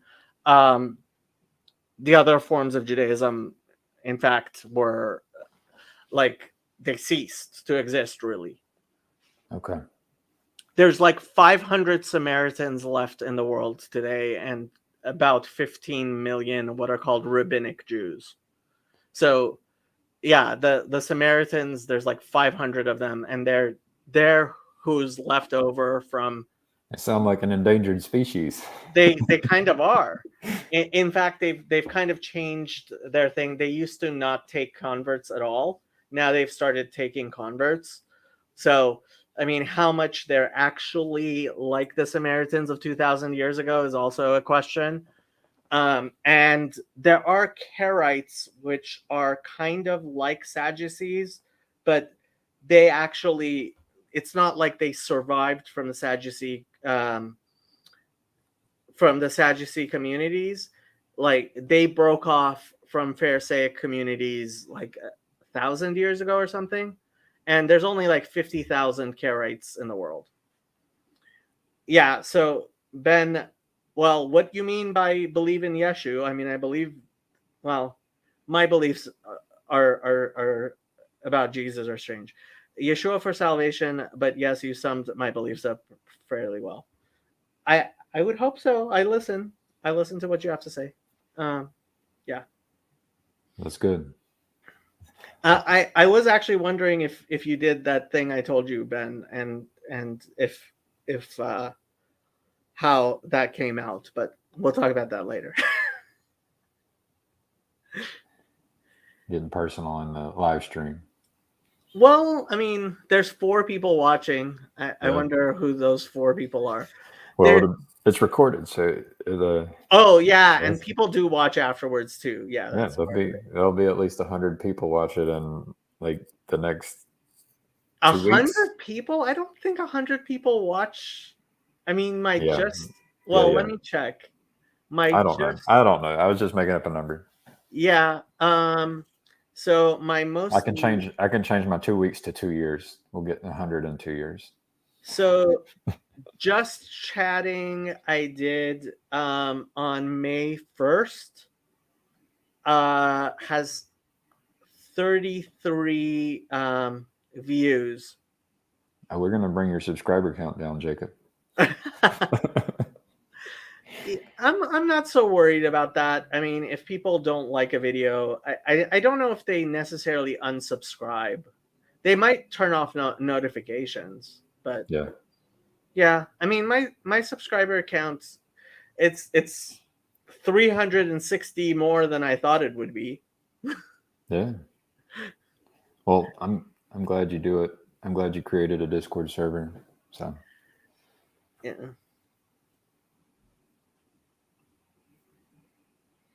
I did. I had a dream. I could tell you about it in private. Okay. Had a dream 4 days ago. Okay. Dreams. I mean, yeah, dreams are interesting. I don't know what to do with dreams. I don't. But they are in a way a sort of message. So. Yeah, I've had wild dreams. Like I was trained in my dreams, like but yeah, maybe that's boring, but like I feel like I've been to other worlds in my dreams. So it's possible. I mean, I believe in the supernatural the way a lot of people don't. Yeah, I read some PDF. I think I linked it in my Discord about a CIA operation where they were they were going into like a trance state, like, and they were having visions, and then they had the operator would have a letter and it would have coordinates. And so in this one that I read about, they had coordinates for a location on Mars. Mm-hmm. And so supposedly they dropped into Mars, like some tens of thousands of years ago, and we're actually had a conversation with someone from the past. So, there is something strange about this space-time that we're in, where I feel like I don't know, like when I go to another world, I don't know if I'm in a different space-time or what it is, but it's wild. I mean, the CIA did all kinds of experiments. I don't know how far or I mean, some of them were kind of weird, and I don't know how much to believe about stuff like that. But Well, I yeah. mean, I, yeah, I wonder if it's not all like there's not something like a hard drive that where everything is recorded, everything that's ever happened is Oh, that's available. what I was going to talk about. Right. So this whole simulation theory that people have. Did you watch the discussion that Sir Roger Penrose had with William Lane Craig? I did not, but if they were talking about simulation, I might want to check it out because that's interesting to me. They kind of were. Do you know who Sir Roger Penrose is? I'm aware of him, Yeah. yes, but not the other guy. William Lane Craig is a very prominent Protestant theologian. So they did a discussion on Unbelievable, and then Ginger Bill and Sam did a commentary video on it that's on Randos United. Although Okay. I'm not sure that made it more accessible, but when you look at where our science is in terms of multiverse theory and theories of the mind and panpsychism, I think a lot of people who think they are scientific in their beliefs would be quite shocked where the science is. Yeah. Ben says the CIA did remote viewing experiments, but not Mars, as far as I know. Yeah, I'll try to find my link and I'll drop it in Jacob's Discord. It was interesting. But yeah, I like the concept. Like for me, if we are going to have everyone be resurrected at some point, I like to imagine that we can tap into something where we have access to all information, and it would be very nice to be able to have access to like everything that's ever happened throughout all history, for example. Honestly, I don't know what it's going to be like. There's a lot. I try not to over interpret the Torah. There's a Yeah. lot of details that just aren't in the Torah, and I try not to over interpret them as much as I can. I think a lot of people do over interpret them. So I mean, I've had an experience where I received some information about the future, and then I've heard of other people having similar experiences, and so that just makes me think that there is something about space time that where we can somehow gain access to information that that it's hard to explain. So like I like to Have like you looked into panpsychism? I haven't, but I just opened up a tab and typed it in, but I haven't looked into it. I think you might find it very interesting. Okay. It's there definitely panpsychism. It's coming more from the scientific point of view, but I think you might actually like it. Cool.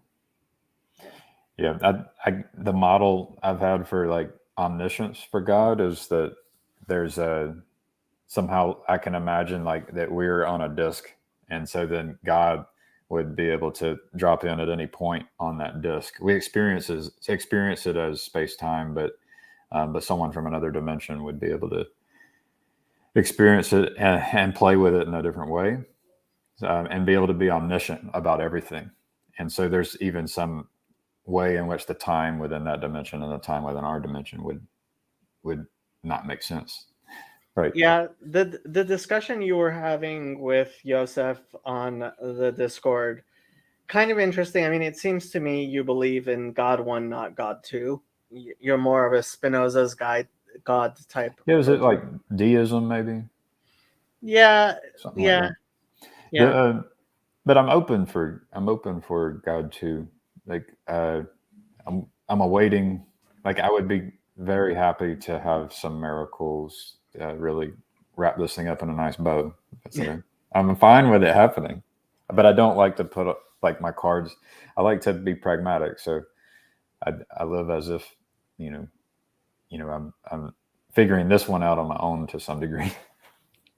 So Ben's saying, I think Judgment Day will be a showing of many things, like God can show us the past perfectly. So Yeah. one of my favorite understandings, so there's this Jewish tradition that you're going to forget your name on the Day of Judgment, right? And like where this tradition comes from, it's like it's just a tradition.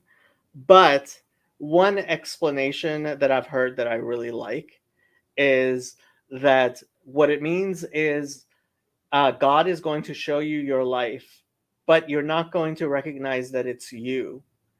And you're going to pass judgment as if it was somebody else. And then you're going to realize that it was you. To me, that sounds like a mind-altering experience. That's what it sounds like. I was telling my wife I don't want to glorify, mind-altering experiences like using, mind-altering substances, but that's what it reminds me of.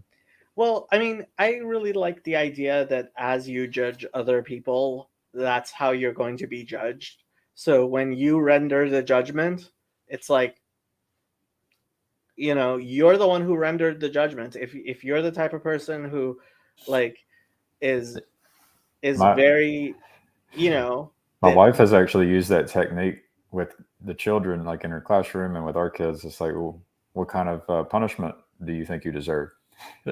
And sometimes they'll be harder on themselves than you then would be. she would, yeah. Yeah, yeah. Yeah, It's yeah. a good trick. It works because then they're like, well, that's what I think I deserve, right? Yeah. Yeah. Yeah. Okay. Half an hour more. What are we going to talk about? Oh man. Well, you don't have to stay the whole time, by the way. I don't. Yeah. I don't want to force it on you. Yeah. No, that's fine. I think I'm going to try to make it to your stream on Mondays if you do streams and stuff. So that's going to be my day. Mondays are difficult. Honestly, Mondays are really difficult for me to do streams.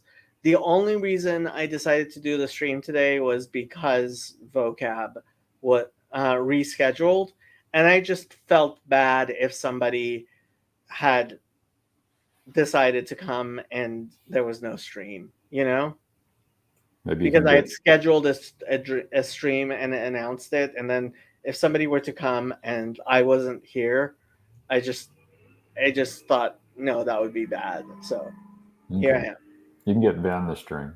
I know you had talked about inviting Ben to create a video. He's invited. I mean, I sent him a link. He could come on right now if he wanted to. Yeah. But at one point, he was going to do some Hebrew as well, right? He did some. He did. I think he did 3 or 4. I know he moved though. It got interrupted. Right. Yeah. And now I believe he's living with somebody else. So yeah. I'm living with other people. No, yeah. I'm actually moving too. I'm gonna be moving not too far from here. It's still Los Angeles. In fact, it's more within Los Angeles. I think I'm gonna keep my office here. We'll see. But yeah, my parents had this condo which is on the 2nd floor, and my mom's knees can't take it anymore. And so they're moving into a house, and I'm going to take over their condo. So, yeah. I didn't want to, but it's this thing, they can't rent it. So my dad doesn't want to sell it. So, oh, the link I sent you. Yeah, I sent you a link. It should work. The link I sent you at 5 is working. If you want to come on, you can, Ben. Yeah. Yeah. I'm only sticking around for another half an hour. If suddenly 10 people show up, I'll probably stick around for more. But one time I was doing a stream, and Pastor Tanner decided to raid my channel and he has a lot larger audience than I do. And suddenly I had 10 people on my stream. It was the biggest I've ever had on my stream before. Yeah. That's a flash mob. Well, that's so Twitch has this thing where you can raid other channels. And frankly, I mean, if I had a large number of people, I would probably do that myself. Um, Ben says, "Yeah, I'm at my brother's place off grid now, but sell internet. Will still StreamYard work for my phone? I think so. It should. I believe it uses browsers, but I think it'll work on a phone. I don't know. Yeah, we can always try. Yeah, yeah. That's the 30 viewers will, if they make it to Suddenly the end. show up. Yeah." Yeah, I used to play games pretty regularly, and so showing up and just in a chat doing this kind of thing, I think that would be a little bit better use of time. But So the way StreamYards works is so it creates a studio for each like thing. So yeah, the old links won't work. The links I DM'd you a link on Discord today, Ben, and that one would work. And anybody with the link can just come in. how many people can come into this I think I can have like 10. It was large enough that I was like, I'm never gonna have that many people. Like I think even free StreamYard is 6, and when you pay, you get to take this off. So this powered by StreamYard thing, you only get to take that off if you pay.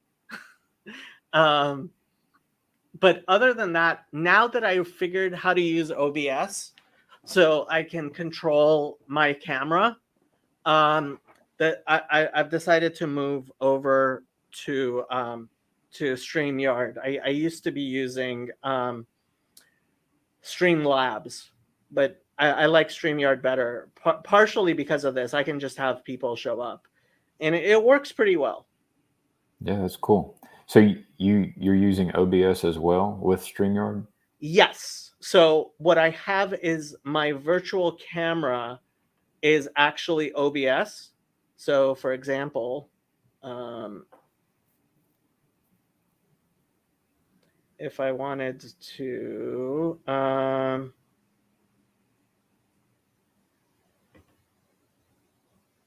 show something like, okay, I don't have this really set up very well, but it lets me because I don't like it for when I'm doing my Hebrew stuff. It StreamYards inherently doesn't, the StreamYards isn't really good with, especially with sharing screen. Like you can't change tabs easily, which tab you're sharing very easily, and it's so I use OBS for my virtual camera, and it lets me, for example, so this is zoomed in. Without it, you couldn't really zoom. So you see how I can move myself and zoom into different parts, and even make myself bigger and stuff. Like so yeah, other people may think this is boring, but I enjoy it. Talking about the technology. No, I think it's important. Like because a lot, this little corner of the internet, I had to learn this stuff. If I knew before how to use StreamYard, I would have been using StreamYard instead of Streamlabs for a while now. Yeah, I'm wondering, like, would I be able to use StreamYard instead of like paying for Zoom? So I pay for Zoom. Would I be able to record and it not be live and just have like private links or private videos on YouTube? I don't know what all's available. I think so. I think you can. I think you can record. I know you can just have people show up into the studio and not have gone live yet. That you can certainly do. Um, if I'm not sure if you can just record without. I think you can. I think you can. I'm pretty Yeah. sure you can. Yeah. I may look at it. I may swap out my monthly fee from a Zoom to a StreamYard. Yeah, and StreamYard is, I mean, you can use it for free just as long as you don't mind that thing. The advertisement, the Yeah. mallard duck. Yeah. Powered by StreamYard. Just as long as you don't mind that, it's fine. Okay. The other thing I'm interested in is being able to have conversations with people in person and put those on my channel. Have you done any of those before? I haven't. That's the next Well, step up. That's what this little corner of the internet needs to step up and do. I mean, we kind of did that. We did a live stream from the fishing trip, but I that wasn't remember on that. my channel. Well, Yeah. it's I don't think I would do it live stream. I could.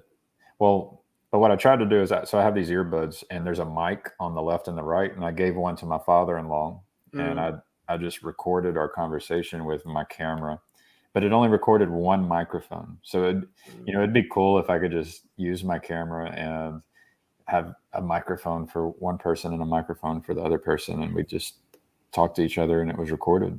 Oh, by the way, it also has background music. I'm going to turn on the background music. The lobby.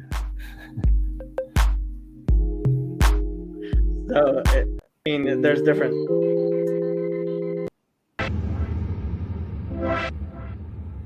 Yeah.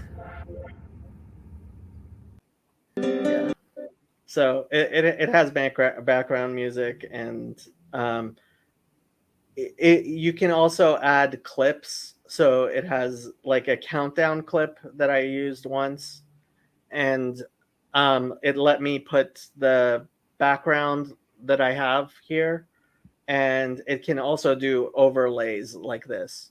Although I haven't set up a good overlay, you can set it up yourself. So you need the banner at the bottom. yeah. So well, I mean, I like how it does comments. It lets you. That's cool. Yeah. You can see the comments too. Can you decide to show a comment?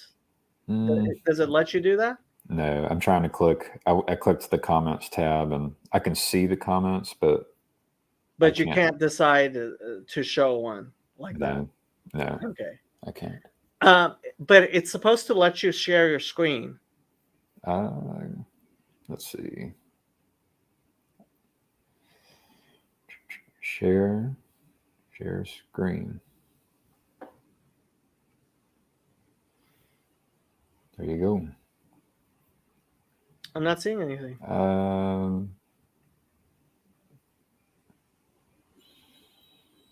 Chrome has lost permission to capture your screen. Go to System Preferences. Unlock the screen by selecting the lock in the bottom left corner. Oh, it's a Mac thing. They're trying to protect me. Oh, okay. How dare they protect you? Then I have to give them my fingerprint.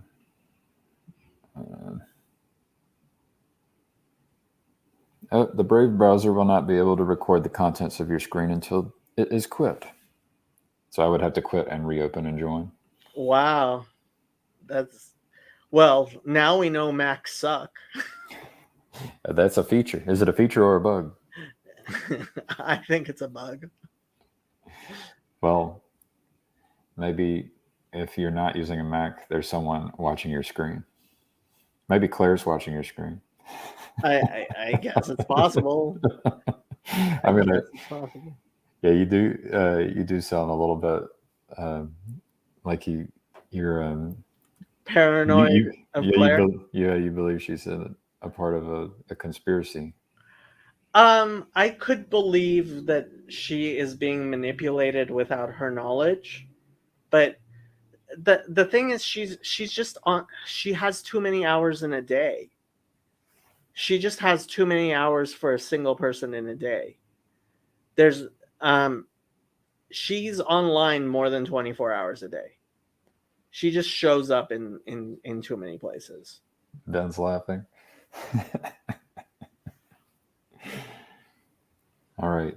So I know we'll end this soon. So I'd reached out to Jordan Hall and Zach Stein. You didn't have very nice things to say about those two guys. Yeah, so the whole Game B scene, I think it's set up by psychopaths.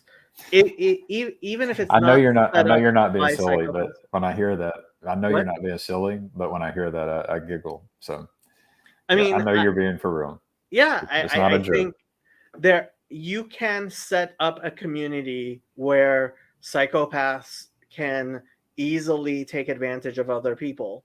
And when I looked at the rules of that community, it was like, oh yeah, this is definitely like this is cultish, and psychopaths will and I was actually proven right by friends who joined that community.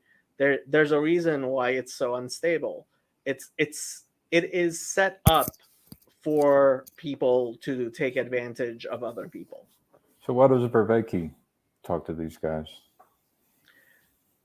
Oh, a lot of people talk to these guys because, like Jordan Hall, Schmachtenberger, like Schmachtenberger was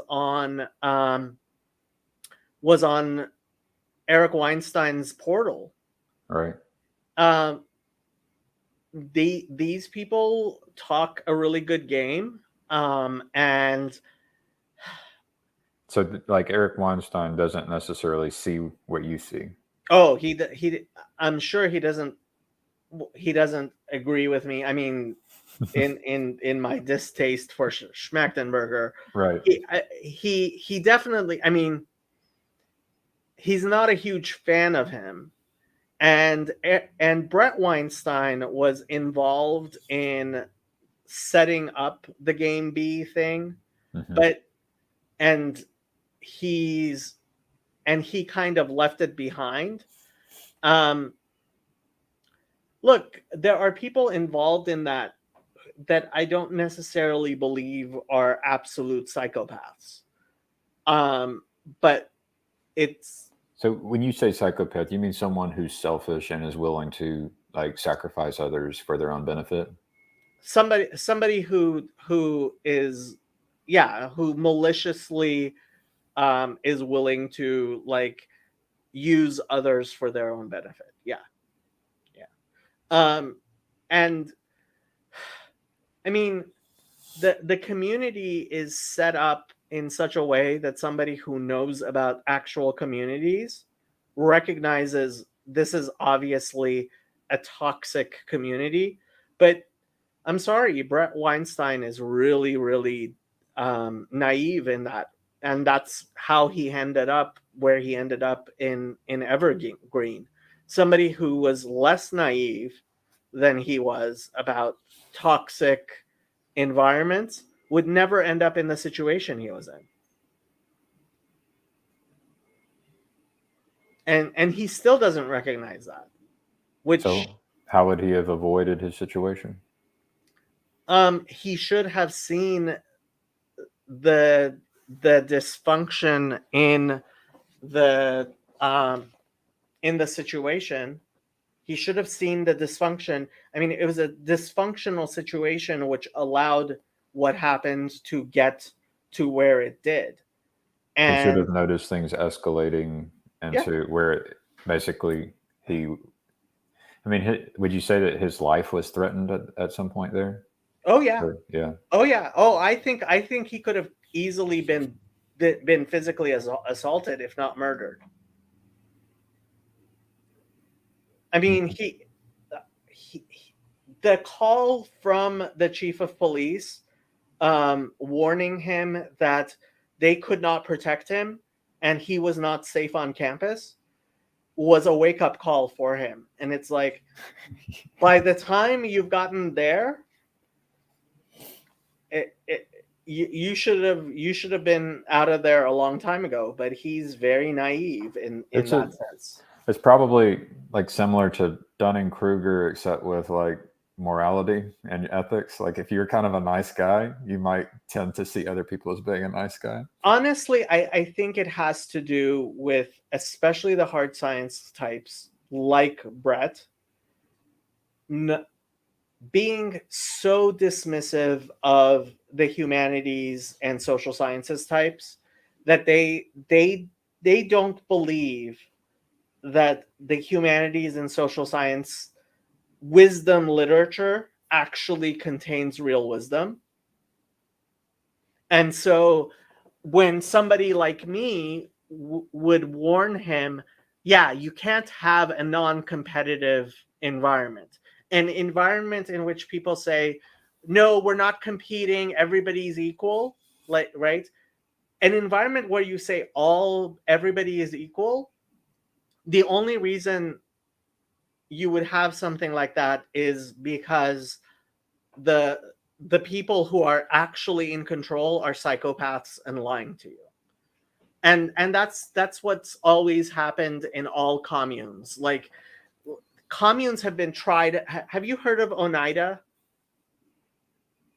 I feel like I have, but It's a famous brand of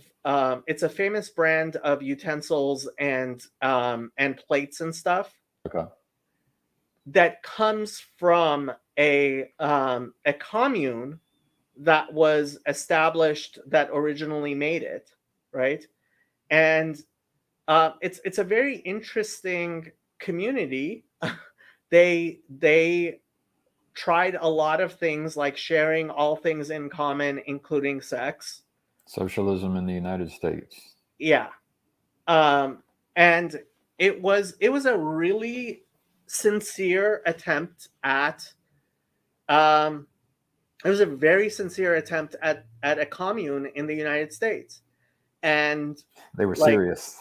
what? They were serious. Oh, they were really serious. Like, Yeah. these people seriously believed that, like, okay, if somebody wants to have sex with you, you should not say no. And so if anybody wanted to have sex with, and so, like, they would freely, you know, and it caused all the problems that somebody who actually believes in the wisdom literature and realizes what human beings are like realizes, including, oh, gee, you mean the 20-year-old boy is going to be demanding sex of the prettiest woman on a daily basis? Yeah, that's going to happen. or you're shocked? The wisdom literature. What is the wisdom literature? Well, it includes things like the Bible. Okay. But I So mean, does the Bible teach you that the 20-year-old's gonna be wanting sex every I day? mean, in a sense, yes. There's a reason why the Bible does not allow extramarital sex. There, Okay. it's like, yeah, if you want to have sex with her, you got to marry her. Okay. But there's other wisdom literature as well. For example, I mean, famously, Meditations of the Stoic guy. He was emperor of. Why am I not remembering Meditations? Whenever you said humanities and Marcus wisdom, Aurelius. okay, yeah, when you said humanities and wisdom literature, it made me giggle. So maybe I'm in the similar crowd with my bias, but Yeah. that's why I'm No, asking thank questions. you. Okay, sorry. It's okay. That's the cleaning service here. I've heard of Marcus Aurelius. Oh, it's good stuff. Meditations by Marcus Aurelius. It's not very long. But look, the humanities and social sciences are actually, they have things to teach you. But people like Brett Weinstein, like, I hear him be dismissive of Clarence Thomas, and it's like, you're just an idiot. Clarence Thomas is one of the most brilliant legal minds in human history. And nobody, including the Republicans. So because he took over Thurgood Marshall's seat, and everybody knew that that had to be somebody black who was given that seat. The people on the left certainly think he's an idiot, and even the people on the right, they're like, he got there because he's black. He's not really qualified, and he's actually one of the most brilliant legal minds in human history. Is this one of those things where Brett is just kind of believing what he heard, or did he have like a reason? He gave reasons, but honestly, it's because he doesn't know enough about the law. Like he said, he thought that Clarence Thomas was just mimicking Scalia, and he was being lazy and things like that. And it's like, you just don't know enough about the law. Like it would be pretty cool to actually be able to, if I were Brett, to be able to go talk to someone like Clarence Thomas and learn that, oh, I could still man him and I could listen and he could explain these things, and maybe I had things that I didn't know. Well, okay, so Brett would never, right, consider saying Sir Roger Penrose or whatever isn't a smart physicist without actually taking like a year of physics, right? Taking some courses in physics. He's never taken any law classes, I'm sure. Like if he were to study like a full year of law, like actually spend a year studying the legal system and then read Clarence Thomas, he would I think recognize that he's being silly in his evaluation.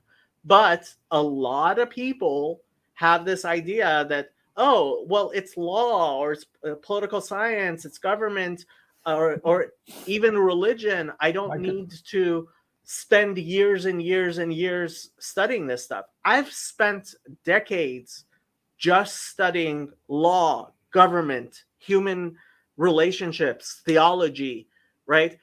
I could have been spending all these years studying math or biology or other sciences, and I would know different things.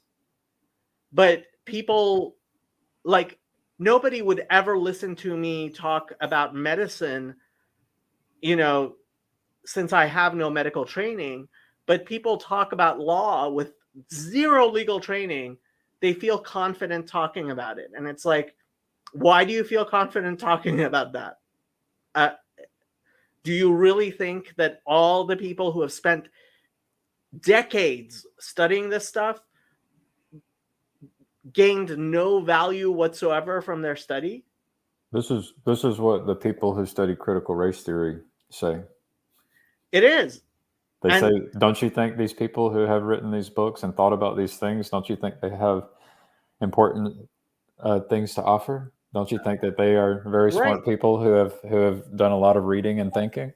And the problem is, first of all, it's not like critical theory is completely vacuous, and in fact, I think people need to give it more credit. Critical theory is actually taking over our society. And when I say that, right, people are like, oh, you're turning it into like this super thing and it's not as scary as you. Oh, no, it's very scary. It's very scary because these people smart people have actually been thinking about this. Yeah, my impression though is like that you wanted to treat critical theory as if it's kind of like you would use the word religious enlightenment, something like that earlier. People have used this is he your pronoun. Chris Pacow shows up 5 minutes before we're going to stop and just asks a silly question because he's Chris Pacow. Anyway. Hey, Chris. Yeah, I guess my point was just that the perspective of something like politics could be similar to a perspective of something like critical theory. And then I'd heard you use the phrase religious enlightenment, or yeah. So there's this word religious, like, so there's something about like ideological possession or something along those lines, that people might think that like this, there's a similarity between these areas of study, which are different than, for example, the sciences, the hard sciences. When people ask me my pronouns, I tell them it's your mom. Um, He the may have been asking about mine. I guess my picture is above the he. So I yeah. didn't realize that. Okay, that's funny. Yeah, that works. Okay. Um, so I'm a super, so I'm not just a he, I'm a he. I'm like double yes, extra masculinity. you're super straight. That's what you are. Um, look,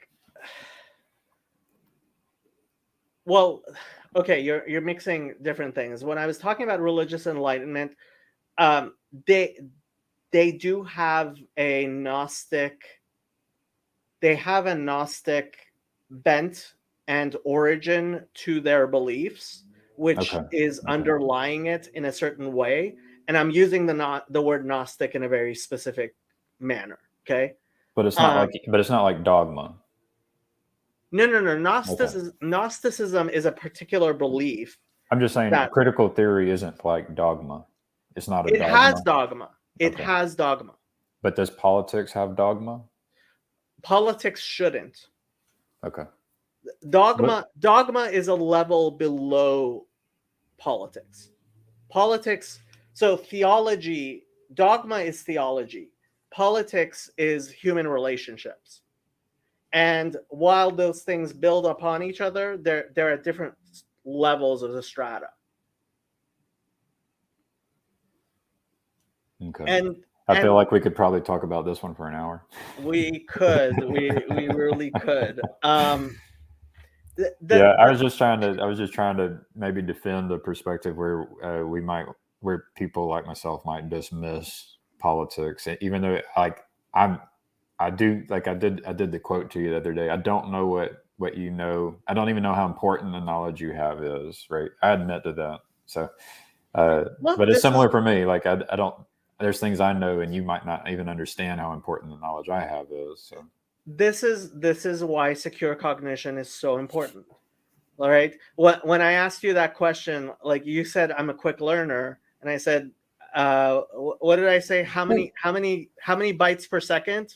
Right. Well, so the guy who comes to mind is like von Neumann, and so von Neumann was able to contribute to economics, even though he was primarily in computer science and mathematics. So it's Mhm. so there are exceptional human beings that are able to contribute, like because they are fast learners, right? And their True. brains do things that other people's brains don't do. So, and then True. my only argument is that it would be But nice to identify those people, to be uh, able to identify those people. definitely, it's nice to identify those people. But when somebody like Van Neumann comes in, oftentimes the reason why he's able to see something new is because he doesn't have all of the frame that somebody who's been educated in. There's a reason why you need fresh eyes on things, right? Yeah, And fresh eyes of an intelligent person can certainly help, yeah.